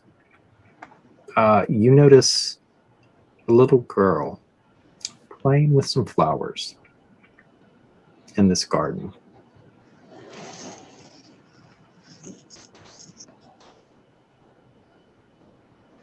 I just look at her. She runs over and she hands you a single red rose. Why do you look so sad? I take it. I look at it. Because it feels like everything is falling apart. And I cannot control it. See, that's the problem with being kindred. We can't control anything.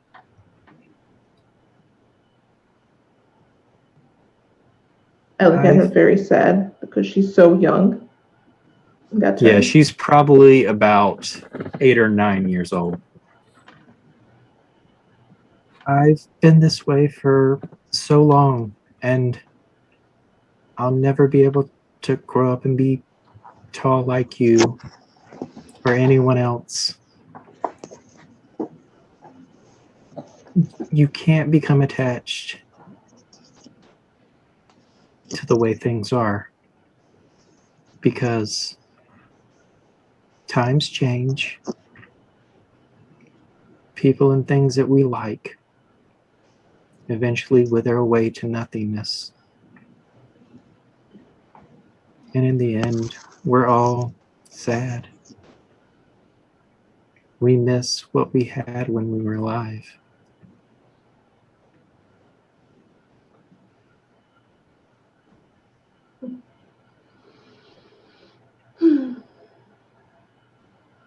Well, I'm sorry for But you your know fate. what? But you know what? What? It's not all bad. We get to watch as things change, and not all change is bad. Sometimes change is good. I've seen 2 world wars. I've watched as governments that oppressed people were toppled. And I've watched as a good portion of humankind has become more accepting of those people that are different.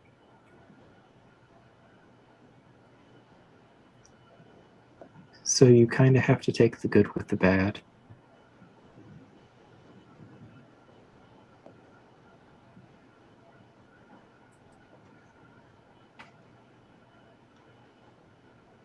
I guess so. And you're way too pretty to be sad. I'm Amelia. Nice to meet you, Amelia. I'm Gwendolyn. Oh, are you the Gwendolyn?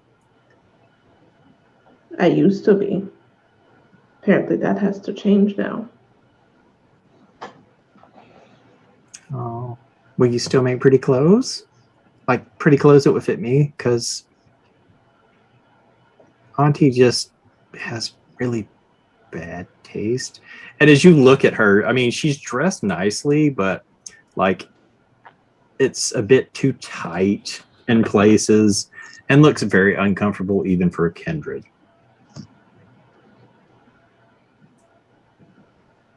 Yes, I will make a line just for you. Maybe not just for me, but like for like all children. Well, all children, but you with your inspiration. Oh, that's so sweet. And you, as you're talking, you kind of notice off in the distance there's an older woman kind of watching, and she smiles at you. And then Amelia looks and she sees the woman. She's like, "That's Granny. I have to go. But don't be sad. Remember, not all change is bad." Thank you, Amelia. And she hugs you. I do And one of then- those like loose hugs. Yeah.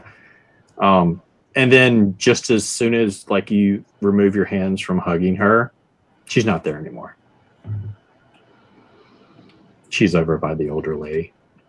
And they turn and they walk to the other side of the garden. I would shoot one more message over to Vlad. Okay, what does it say?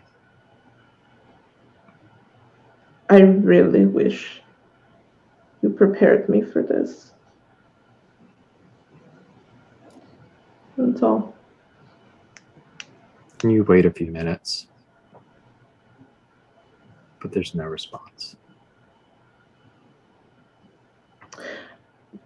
This is a question out of character. This is very unlike him to do this. This is very unlike him. He has always been there for you. He has always responded to. He picks up generally on the first ring for you because you are his favorite.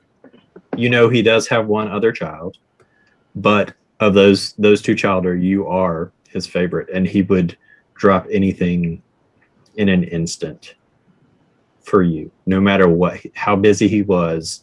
He could be tailoring clothes for the queen, and he would stop what he was doing.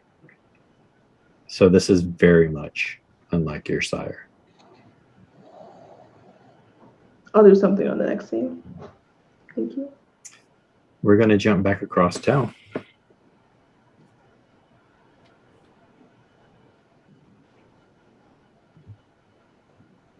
Has the medical examiner arrived yet? The medical examiner gets there. And you notice from where you're sitting, because Mick's back is to the door, Mm-hmm.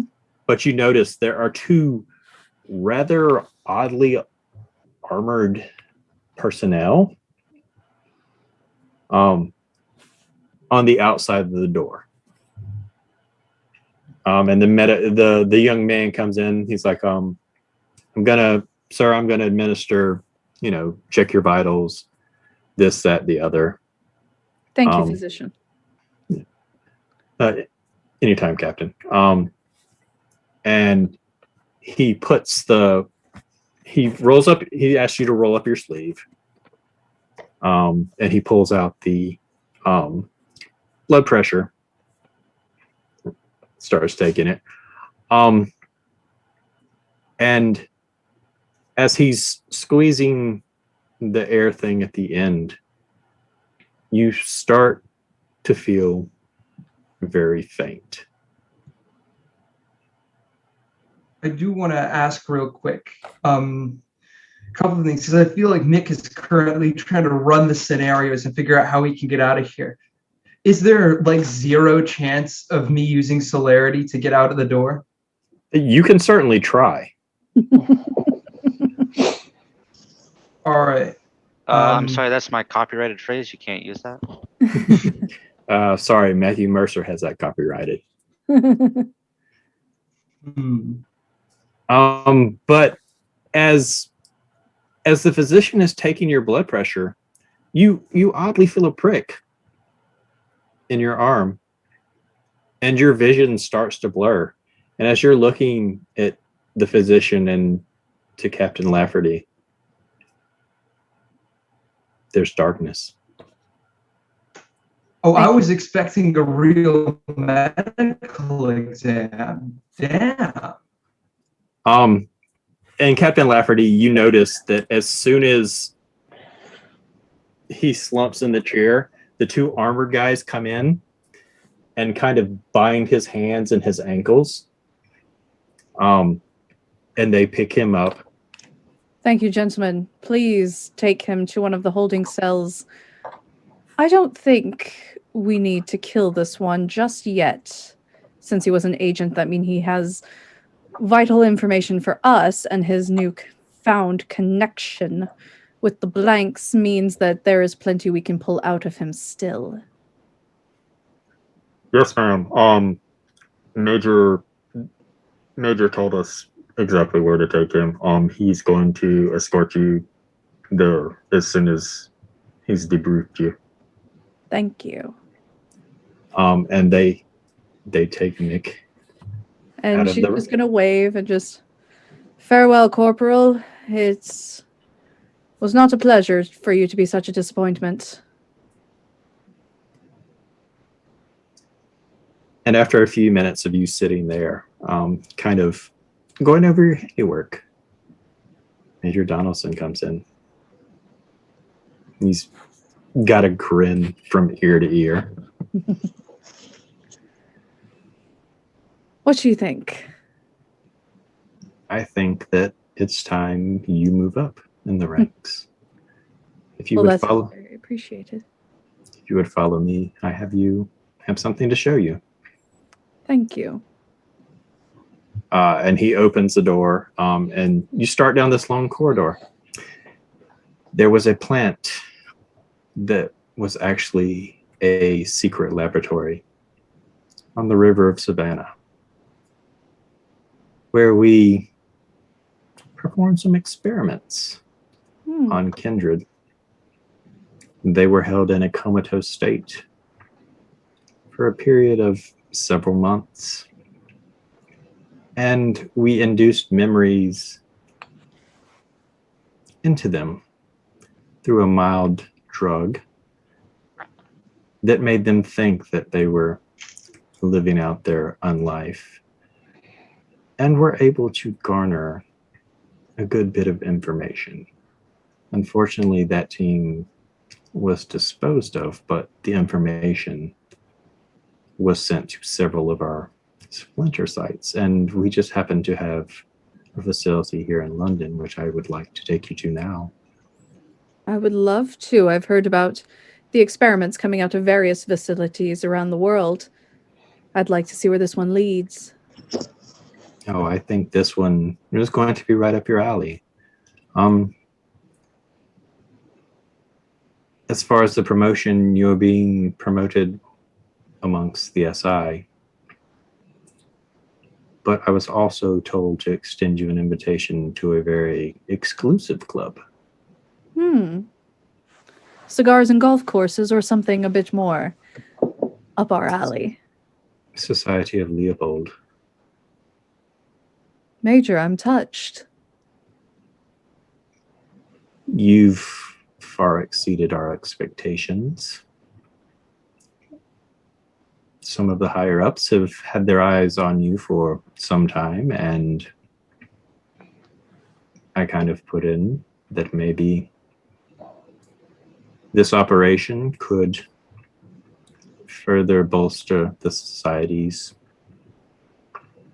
capabilities. I am always more than happy to serve. I accept gladly. Let us head to the site so I can show you many wondrous things and how we're going to deal with these blanks. Wonderful, thank you. And you exit much like the same way. And there's actually a motorcade set up, and you notice that there's a kind of an armored type truck, and you notice as they're wheeling a gurney with an unconscious Mick on it into the back of this truck. And you start down the road, and we're going to pause right there, and we're going to jump back to the barony.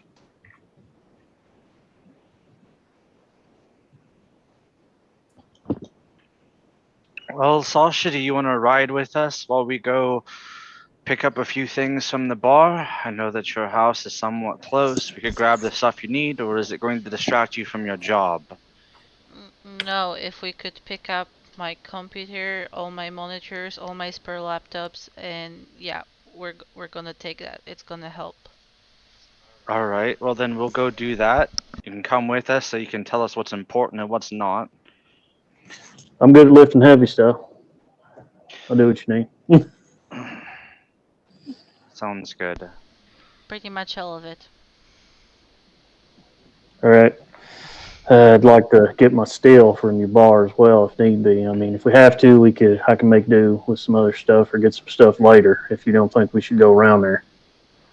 We can stop by the bar. I was planning on stopping there anyways, but we can let my men deal with your still. They can take it to where they were supposed to take it, and you can go set it up there when we get things calmed down. Good. Like. Then let's go take care of Sasha and make sure she's squared away. Yeah, the most valuable member of the team currently. Yeah, I ain't too good with them there computers, the internet and whatnot. Right, I'm not sure how they work. Sasha shows me sometimes, but it goes all over my head. You guys sure you're not related somehow? You seem very similar. I mean, Vikings did go to the New World first. Maybe you have an ancestor that's a Viking. My family's Irish stock, Scotch Irish, a little bit Native American, maybe, I don't know. You're old as what, dirt? Getting there. So you had Moses in your yearbook from school. We probably had him and his wife, yes. Shit far. I'd like to see that.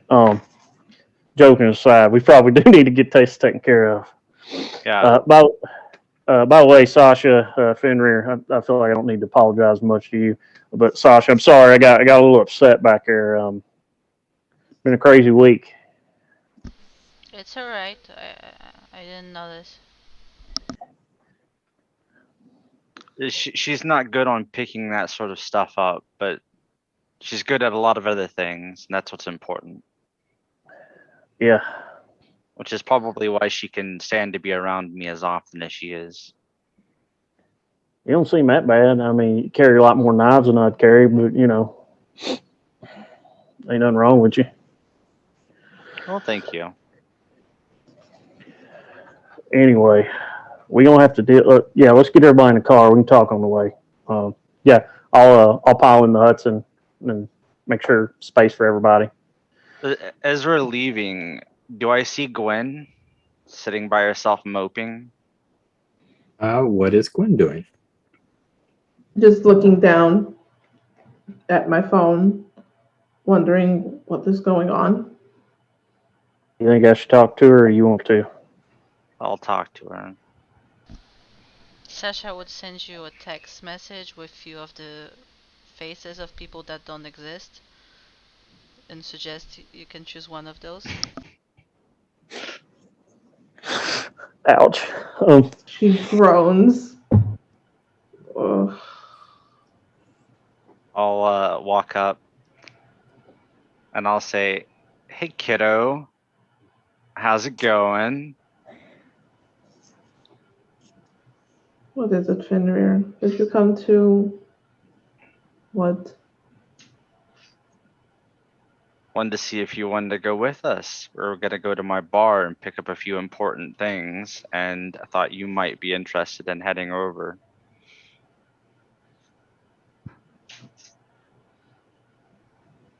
Sure.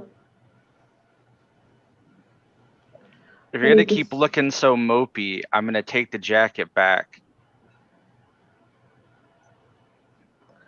Speaking of, why did you do something so stupid? I mean, you just killed your first person. I didn't want you to lose your favorite jacket at the same time. It's just a jacket. Yeah. And these are just flesh wounds. They'll heal.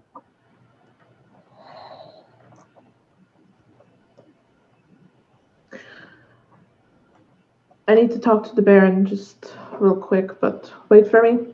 I need to go to my shop, get the money. Sure. Maybe maybe you shouldn't go to the shop. Maybe you should call your assistant and have her bring the money someplace else. But you can talk to the Baron if you want us to wait. I'll be back in a minute. I'll go get in my truck. Since we can't all fit in your Hudson, I don't think. 4 people could fit in a Hudson. It's me, Ash, you. Yeah. It's 4. Yeah. Mick's not there. Mick's indisposed. Yeah. Yeah. Okay.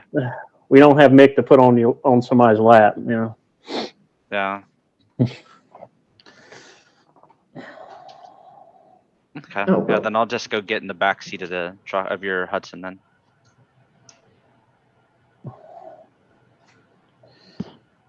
When you go in through the same doors, Kristoff was kind of at a distance, but you have an idea that he was probably listening because the Baron told him to keep an eye on you. And he leads you back through the main doors into the Baron's office. The Baron is not in the large room with the circular table. I go look for him. Oh, no. Kristoff leads you right to where he is. Oh, okay. Kristoff, that would be all. Come in, Gwen. Close the door behind you.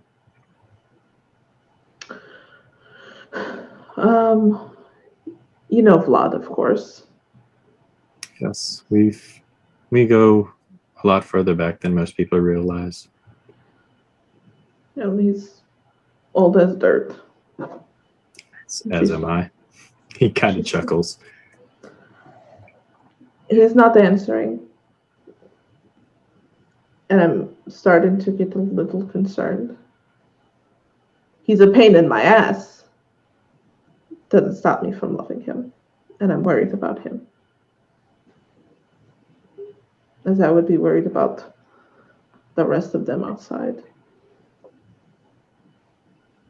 Understandable. You think something has happened to him? The call that I got indicated it was not just me that was involved in this whole thing. Indicated it could be him. I have a suspicion that maybe it can be my crazy, I don't know what he is, Aaron Thomas, I don't remember his name. But I'm just concerned. Is there a way that I can look into him?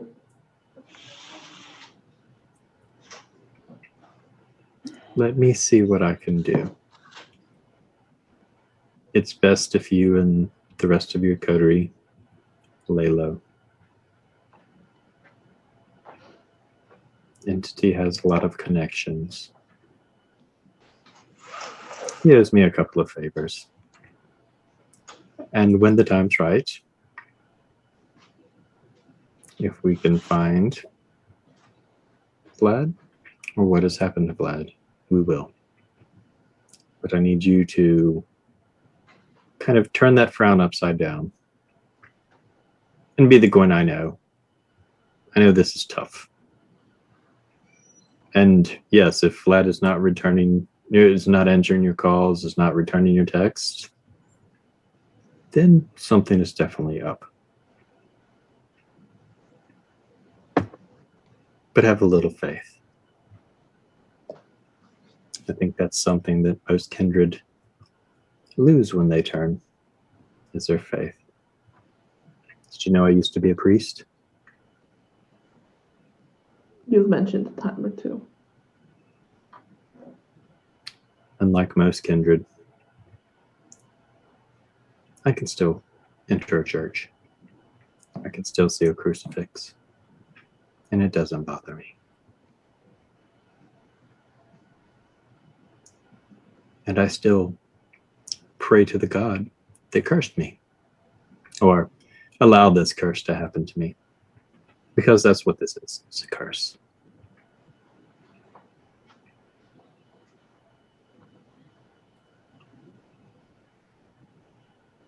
Let me know if you find anything out, Baron.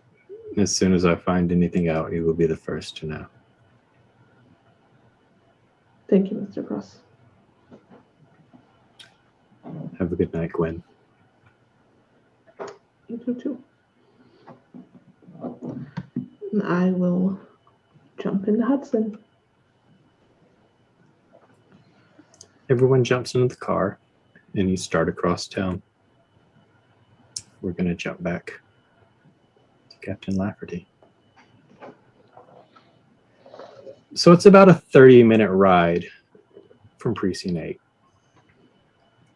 to a military installation. You've seen where most of the military installations are on a map, because you're privy to that type of information being Second Inquisition. This facility doesn't show up on any map. And as you enter in through this long tunnel, you drive deeper and deeper through this lit tunnel till finally you end up at a loading bay. And everyone exits their vehicles. The two armored men wheel a sedated Mick up a ramp through a set of doors. Major Donaldson looks at you. Well, it's time that you see the pride and joy of the Second Inquisition and the Society of Leopold. I can't wait. And he leads you through the same set of doors. And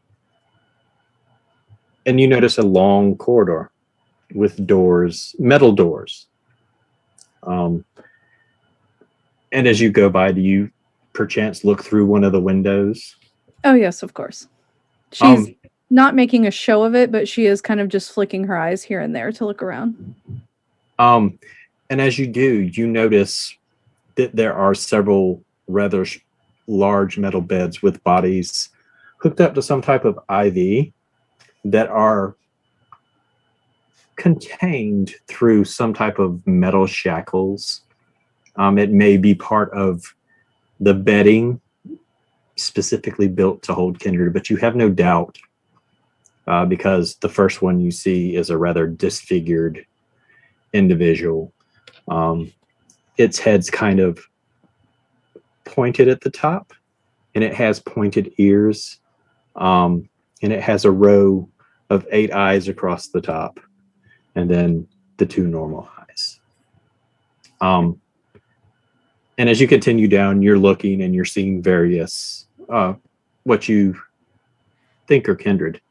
One thing that does strike you odd is about halfway down this corridor, as you're cutting your eyes and kind of looking, you see, you've never actually seen one before, but you've heard stories of people that could turn into large werewolves. And you see one strapped to the bed, much like the kindred, with the same type of IV, possibly, maybe something stronger. And Major Donaldson leads you into a kind of a large office overlooking what looks to be various stages of testing apparatus. And you see off in the distance, as you're looking and kind of surveying, there are various individuals being having various types of torture, possibly. Definitely some torture on some parts, but you see an individual, a rather strikingly beautiful man with black hair and golden eyes, very immaculate, dressed in velvet. Velvet is so like hundreds of years ago, but this man is beautiful. And he is encased in almost like a glass coffin. And he has several what look to be metal rods in his body. And you watch as electricity pulses through these rods, and this kindred continues to writhe as this current goes through him. And you watch as his flesh tends to scar up and then heal. Fascinating. I'd like to welcome you to Site Omega. This is where we're going to rid the world of all the supernatural beings that plague the night and the day. Thrilled to be a part of it. Come, I'd like to show you something else. And he walks over to where a technician is, and you see various feeds of different individuals that you're assuming are people that are under surveillance. And one of the screens in the middle has a kind of a scrolling list of names. You see Joseph Black, Anatoly, Fenrir, Elijah, Gwen, Baron Cross. And it scrolls for some time and you see a name, Entity. And as you see that name, it rings a bell because you remember the story of a former SI agent who was thought dead, left behind by his team, only to be turned by the very thing that he once hated. You knew him because he was part of your team. And he was left because the building was on fire and he was a lost cause. And he's We still know. here. He is. He's in this city.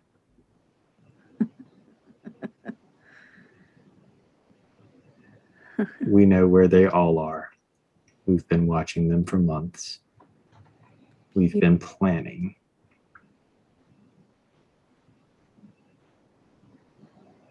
And how shall we strike? With glorious fire and retribution, turn them upon each other. Blank bodies against the wolves. It's beautiful. Allow them to take out each other, and we're the saviors, And then we do the cleaning up. as we have always done. And now, since you're here by my side, it should go a lot more smoothly. I look forward to it, and I look forward to being part of such a glorious cause. Righteous retribution. In the name of Leopold and in the name of the Lord. Amen. Would you like to have a first-hand look I at the would love facility?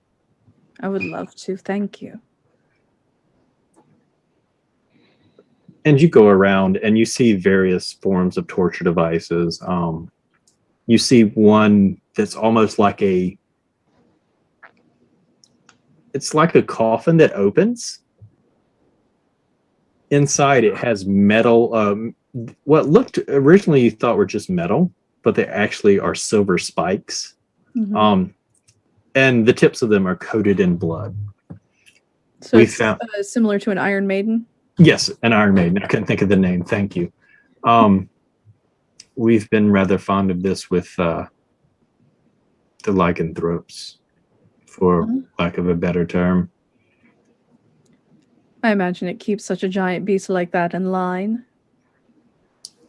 We've advanced the serum that they had in Savannah. It works on far more supernatural. And as he's kind of talking to you, you notice off in the distance, there's this small little man with a red kind of pointy cap and a long white beard. And you watch as cold iron pierces him in various places. And the scream that he lets out is blood curdling, as if he's dying. And the prodding stops for a few minutes. And just when you think that they're done, it starts again.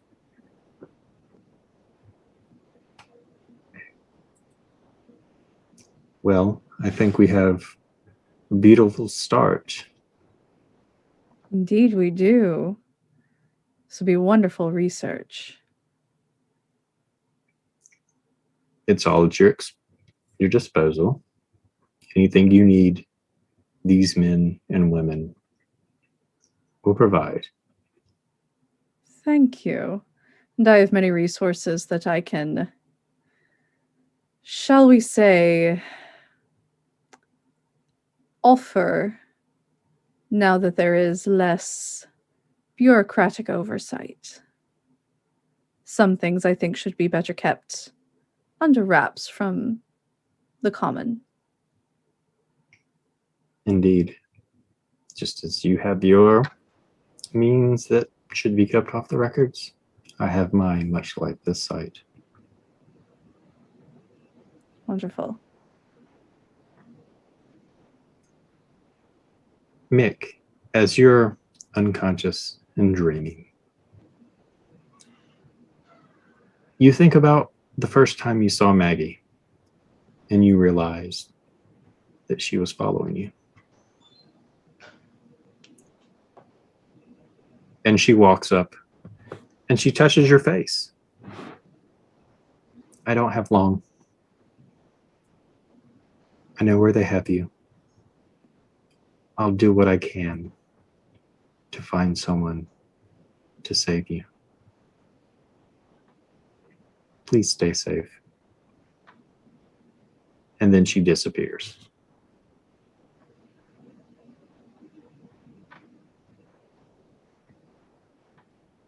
We're going to jump back across town.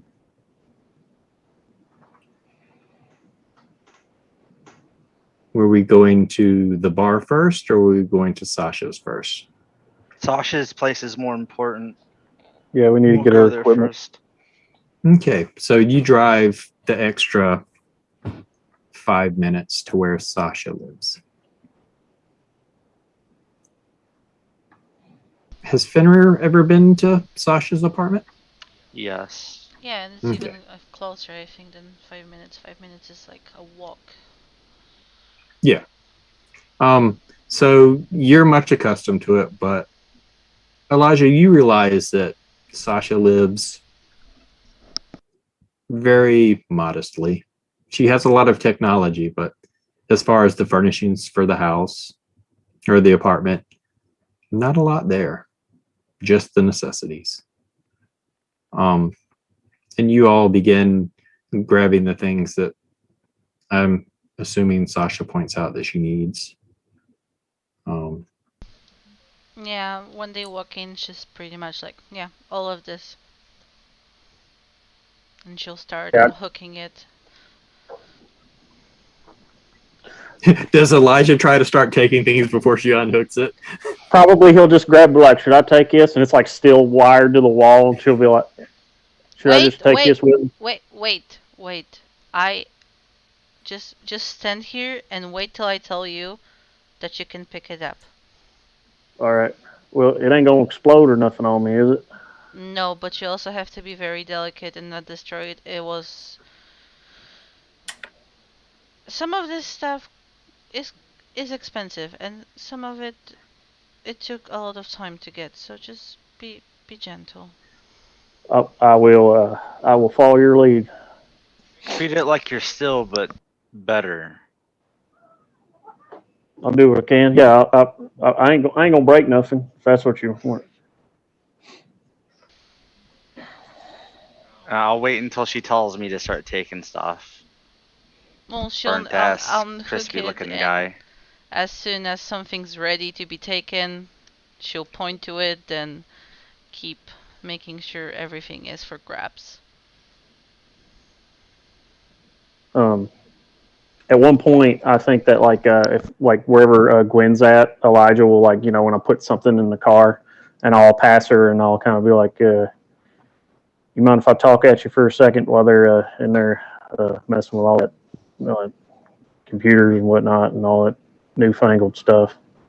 So at this point, what she would be doing is, while she was in the car, she done two things. She messaged her her ghoul. I forgot my assistant's name. Not Alice, my niece, but Justine, I believe it was. Yes, so I messaged Justine. You know the codes.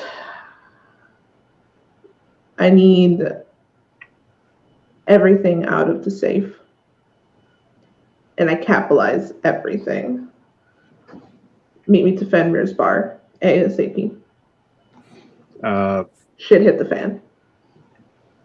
Within probably a couple of minutes, I'll do it. I'll get it done.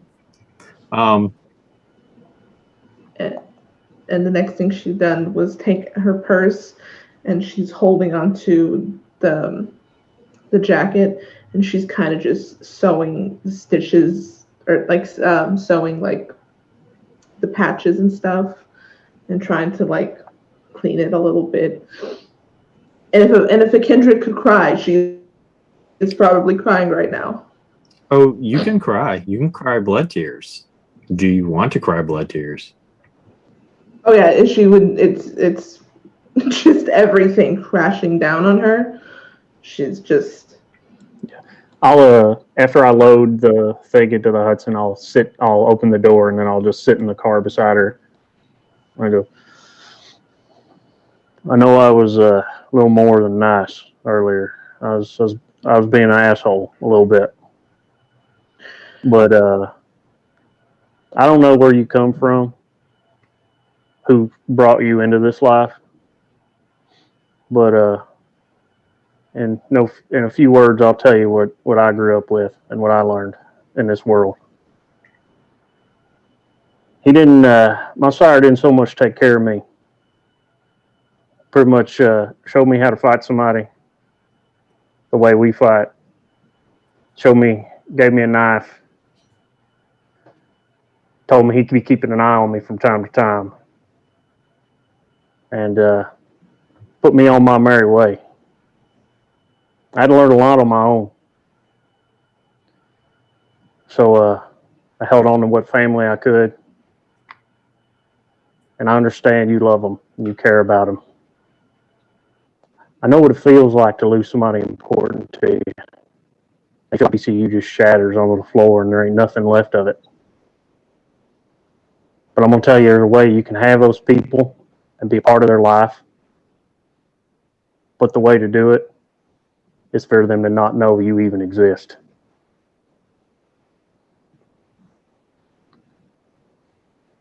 What we are destroys people's lives. Mortals don't deserve that. They don't need us to destroy every little thing just so we can hold on to a measure of what it felt like to be just like them. I'm not telling you to throw your life away. I'm telling you, be smart. You want to make them dresses? You want to sew like you sew right now? Use mortals. Move through them. Use them as a mask. Hell, I used to use fellas to sell to show my shine all over. It's still my stuff. I still made it. I still use the money to take care of the people I need to take care of. But nobody was wiser of who was doing it.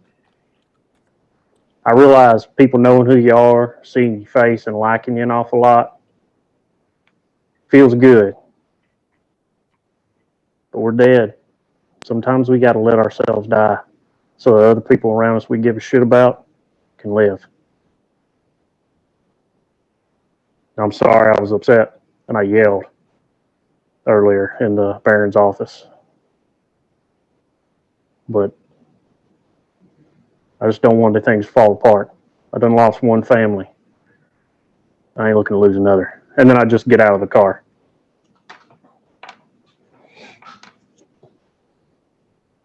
They come in here, they talk to me like I'm 5, and then they leave. I mean, do you stop him as I get out? She would say that out loud enough for where once you're leaving, she would be like, so they just leave. I stop and I take my hat off and I say, I ain't talking at you like you're a child. I understand you lived just about as long as I have. I think I might have a couple years on you, if that. But experience is a lot. Time, I'm just telling you the world I grew up in. I can help you. I ain't trying to treat you like a child. We're in this shit together. I'm just trying to help you. You understand that we grew up in the same world, the same time. Me. You and Fenrir just happened to grow up a little tougher. I don't know what kind of world he grew up in. I mean, like, here, from what I'm telling, he was fighting dragons or God knows what with that axe. I'm convinced he just popped out the wound fighting. That's what I'm concerned of. I just grew up in a hard time, in a hard place. People didn't have a lot. So we made do and we took care of each other. I'm just trying to make sure we take care of each other. I understand, Elijah, your concern and what you're thinking. Well, I don't know what you're thinking, but I understand your concern. I've lost my entire life in a 24-hour span Actually, Yeah. no. 12 hours. Maybe You less ain't than lose that. everything. You ain't lost everything. You can still do what you got in your hands right there. You can still make him newfangled clothes and put together fashion galas. You just can't be seen doing it. You can set it up for other people. You can prop up somebody and make them look like they're the best person done made ever, dressed, whatever. And it's still you. But mortals don't have to know that shit.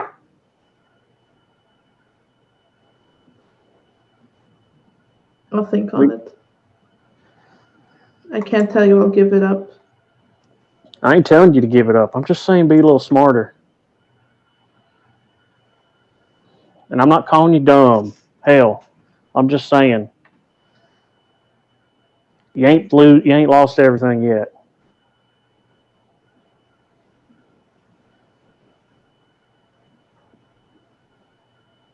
I feel like at this point, Fenrir would be carrying shit out, seeing you Yeah. guys talk. And he looks at you both, and as he's carrying stuff, he goes, "What? You can't come help? You afraid you're gonna break a nail in the car?" She's in a she's had a rough night. And I figured I'd talk to her a little bit. I'll help get the rest of the shit. No, I mean her, as he puts the stuff in the back. I just got them done. You get them done again. Apparently, I can't. You get your damn nails done again. I'm just saying, don't go like put it on the interwebs and be like, I'm getting my nails done. Look at me taking pictures. No, you can't do it. Go get your nails done. Just don't go telling everybody all about it. But I'm an influencer. That's something that I do. Yeah. I'm about to influence you with my foot in your ass if you don't get out of the car and start carrying shit down the stairs. Well, I'm just He gonna. looks I'm at gonna you go. like you're speaking a different language. You want me to move things, like With pick your it up. hands. Yeah. I don't think we have time to just. I'm just gonna go. Then the guy to teach a person how to lift things up with their hands.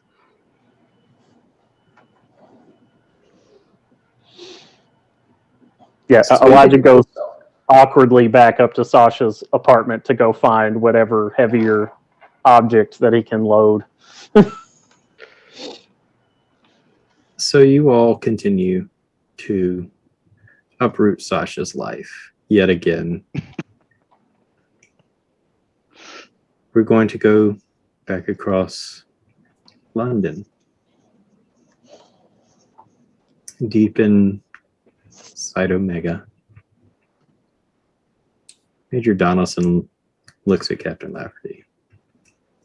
This one was left on the doorstep of the precinct with a like a note. babe on Christmas morning. And it's the man I described that you saw with the electrical prods, with a note saying, "Do your worst. He deserves it." If we're talking worst, have you heard of the experiments from Atlanta? Vaguely. Enlighten me. The Atlanta facility, it seems, has an elder of the clan that call themselves La Sombra on their payroll, Shadow Masters. They have been able to manufacture a series of injections that can grant shadow powers to agents at the cost of their faith. And we've experimented on others of differing types. Some have gained claws, some have gained speed, some horribly disfigured beyond recognition, unfortunate mishaps. But thanks to a recent one, we've stabilized it and is being kept off the record for now. The facility is under wraps, and this La Sombra is still working with us. I can get you those serums. We can see what your agents can make of newfound abilities. That would definitely sway the battle a lot further to our side. You'd be willing to do that? I can make a call as soon as it's daytime over there. Then do that. This super soldier serum is, for lack of better terms, could turn the tide of this war so quickly that who knows? It could be over in 24 hours. I will warn you, it's a volatile compound. Some agents can't even handle it.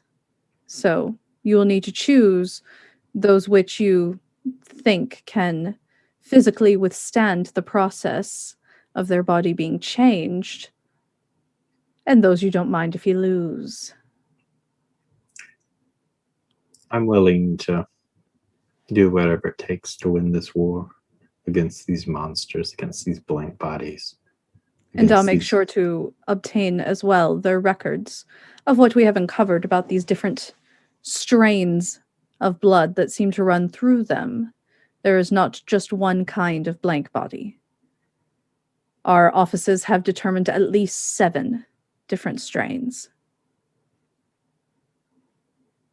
We can concur to the 7 strains, but we believe that there might be more. Mm-hmm. And I will get their research so that you can better identify them. It seems like with like is the way that they do things. So when you choose your soldiers, I will make sure that the serum compound complements them. I have a team in mind just for these experiments. Fantastic. And as the camera slowly pans from Site Omega, it pans out to a rock outcropping overlooking Site Omega, where 2 figures stand looking down. One tall man with long black hair, cold gray eyes, looks to the blonde man, nearly a foot shorter. And the blonde man looks back at him. This ain't gonna be easy, Joey. This ain't gonna be like that plan in Savannah. We got to be quick and quiet. There's a lot of bad down there, man. I haven't even gotten close and I can feel it. And then the camera goes dark. Thank you, Ellie, for doing such an amazing job. Thank you for being a guest. I definitely Thank want you you for back having on me. here. I definitely want you back on here as probably going to be Major Lafferty next time we see her. You also got invited to join the Society of Leopold. Yeah. Again, I also want to thank my amazing and wonderful players. Mick, I'm sorry you got the shaft on this one. I'm Don't sorry, worry, Mick. Don't worry, worry, Mick. it's fine. 'Cause it's I'm gonna something- talk to my werewolf friends, and we're gonna have a werewolf uprising. It's gonna be great. Yeah, it's like the pattern I've definitely seen here that's been really interesting to play through is it's like when I set up the flaws for my character, I didn't know the system that well. So it's like interesting to see that play out. I'm basically just the walking plot device. I got no problem with it. Why do you think when we were talking about your character, I'm like, are you sure you want to do that? Like 3 or 4 times? And you're like, yeah. And you like go to another one of it. Are you sure you want to do that? Okay. I mean, it's been interesting. A huge thank you to Jeremy. Such brilliant storytelling. It was Yeah, I gotta fantastic. agree. Love it. That means a lot coming from you, Ellie, because I look up to you. I love Atlanta by Night. I mean, being from Savannah and spending a lot of my college time in Atlanta. So watching your show and the people on your show and your storytelling, it was just as soon as Ash was like, "Hey, I might be able to get Ellie to be, be on stream with us, because originally we had tried to get you in my charity game that was Savannah by Night, but scheduling didn't work out at that time. So as soon as Ash was like, Ellie said yes, I'm like, yes. We have some other guests in the works. Another one that I'm excited about, Ravnos from Gehenna Gaming. Once he is done with his move and is situated, he and I will be talking about him taking on the role of Vlad, the poor electrified kindred.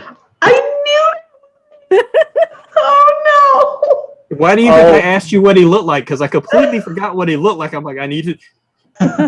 Double rescue mission. She's gonna be like... So it is the heist. Oh my god!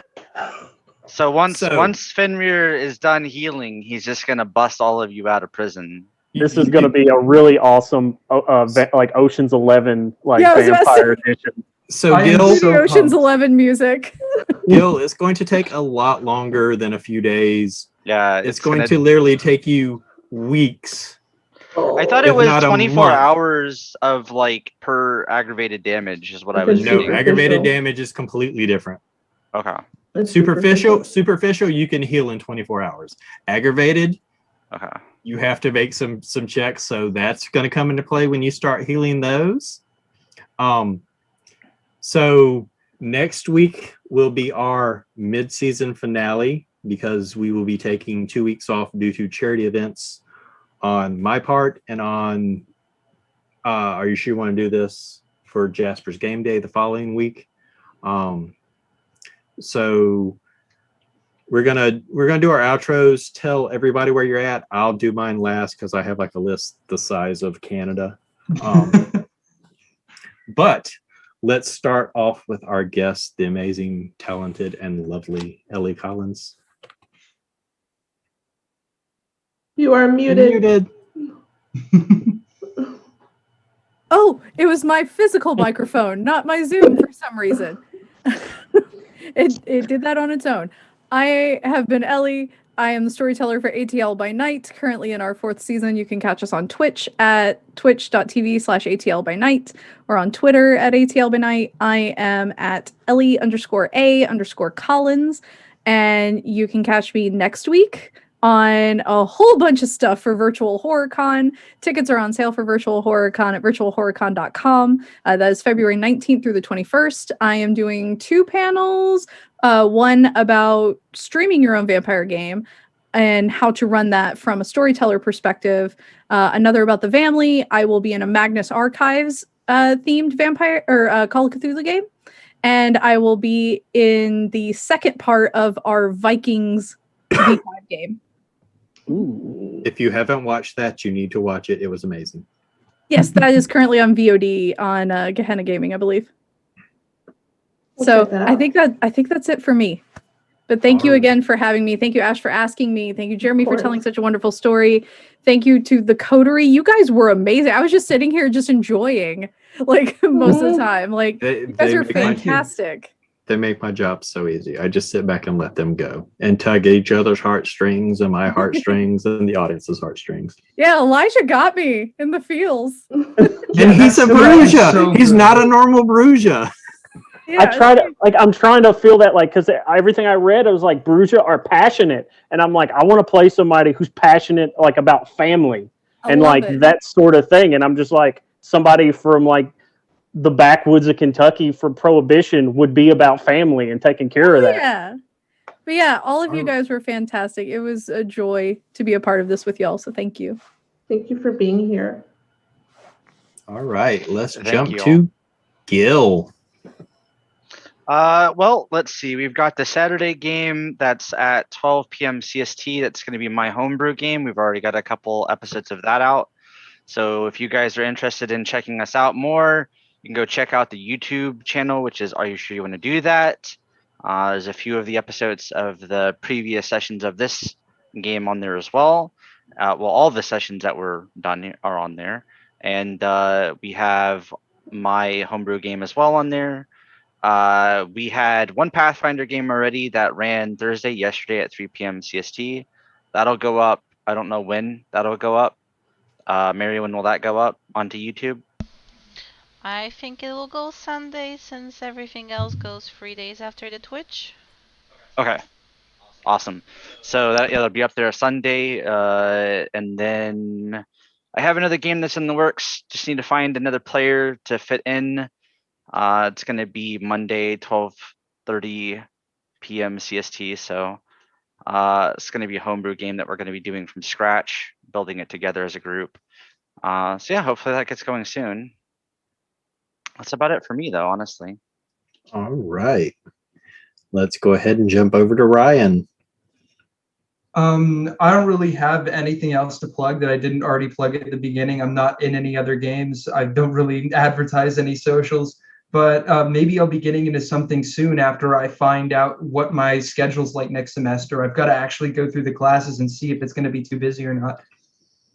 We might make you run a one shot or something. Maybe. Perhaps. Just throw you in the deep end. Go. All right. We're going to go ahead and jump down to Ash. Hey guys. So everything that Gil mentioned, and then of course this amazing show, and then Sundays. So there's going to be 2 Sunday games. Well, it's still in the works, but there's a Pugmire game that I'm looking at running, and I'm really excited about that. And there will be the Birthright campaign that we're looking at, trying to revive. So that will have Elijah, Ted in there, and some of our old Kentucky friends. Or Lexington, yeah. And yeah, that's going to happen sometime next month, I think. So we'll see what happens. But that's all I have for right now. You can find me at Ashley DeBard. Yep. Go give these people follows. Give Ellie a follow on Twitter, Instagram. Give Ash, support them. They're amazing people. Ted. Hello. I had a blast playing with everybody. I just want you to let you know. Really fun. Got to stretch some of Elijah's emotional muscles. Other than that, you can see me on I'm getting into more games around here. Definitely going to be able to see me on here playing in a few other games. Other than that, I've got some other stuff in the works that I'll let you know as soon as it's solid. But other than that, I had a blast playing with you guys. I really loved it, and that's pretty much all I got right now. All right. Next, we have Mary. Hello, I'm Mary, and I have my cat jump on the top of a shelf next to me, and I'm currently very scared shit's gonna start flying up down my head in a second, so if that happens, that's what.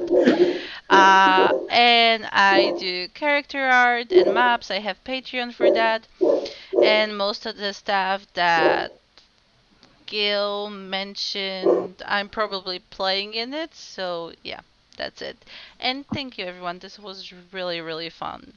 You are all amazing. You make it easy every week. I just come in, throw things at you, and let you run with it. Ellie, you added so much to the plot that I've been trying to figure out how to further push, and you wanting to play this character that is out of your norm, because I'm used to seeing you as a vampire, as a kindred. Yeah. So this was another one of those where Ellie's like, do you mind if I play Immortal? I'm like, are you sure you want to play Immortal in a vampire game? She's like, no, hear me out. And she's like, this is like, this can really further that plot for me. So yes, let's do this. I'm sorry the rest of the cast didn't get to interact with her yet. Maybe next time. You will eventually get to interact with Major Lafferty. I am Jeremy. I am Darth Intrests all over the internet. You can find me this Sunday over on So Matty Games, where I do a lot of stuff, but I will be playing my broody emo rogue in our D&D game that is bi-weekly. This upcoming Tuesday is Call of Tuesday over on So Matty Games, where I play a Johnny Depp-like character who sells books from the Ninth Gate, which is really fun. It'll be our second episode, and me and one of the other players have already made a bet of who's going to go insane first.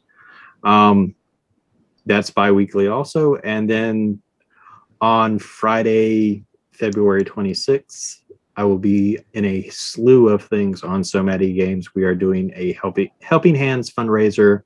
The last Helping Hands went to a mother of 4 who was about to be evicted, and we raised over $1,400 that put them back where they needed to be and then some.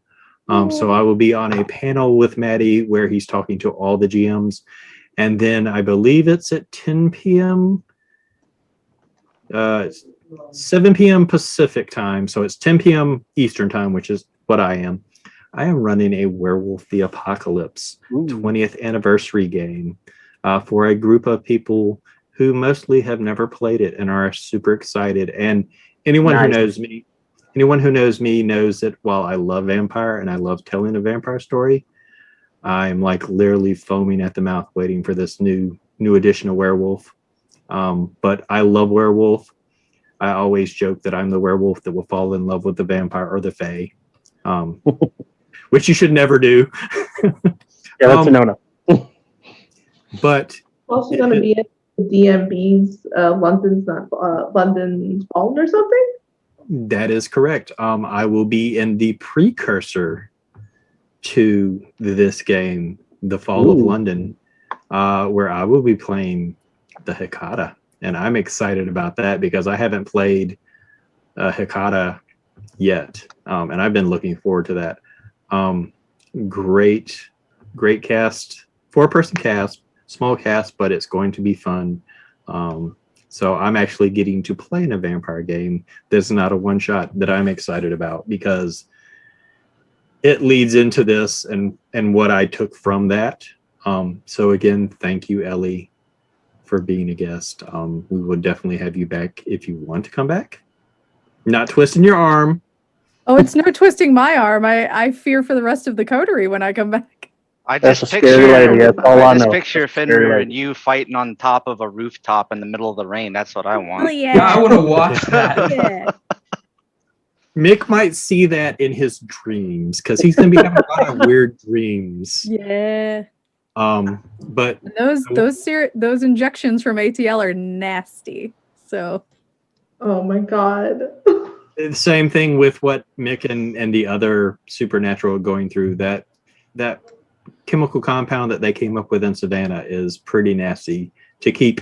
They had some elder vampires comatose, thinking that they were living. They were doing their night to night thing. Wow. Thank you everybody for sticking with us. We apologize for the technical difficulties, but we appreciate you all sticking around. To my friends that showed up and supported me, I saw you. I'm sorry I didn't respond. I was trying to respond as I could, but I was also trying to keep my attention on what was going on so that I could add to my notes. They can torture us. Yep. Yeah. I don't have to torture you guys. You guys torture yourself. Also, the gifted subs and the sub today, thank you for that as well. Thank you. Didn't get a chance to shout it out while we we're in the middle of it, but I tried to acknowledge you in the chat at least. So thank you for the gifted subs. Yes, thank you. And if you like what you saw, hit the follow button. Check out some of the other content. It's amazing as well. And we will be back. We will be back here next Friday for our mid-season finale, where things are going to get crazy. Woo! Gotta go save blood.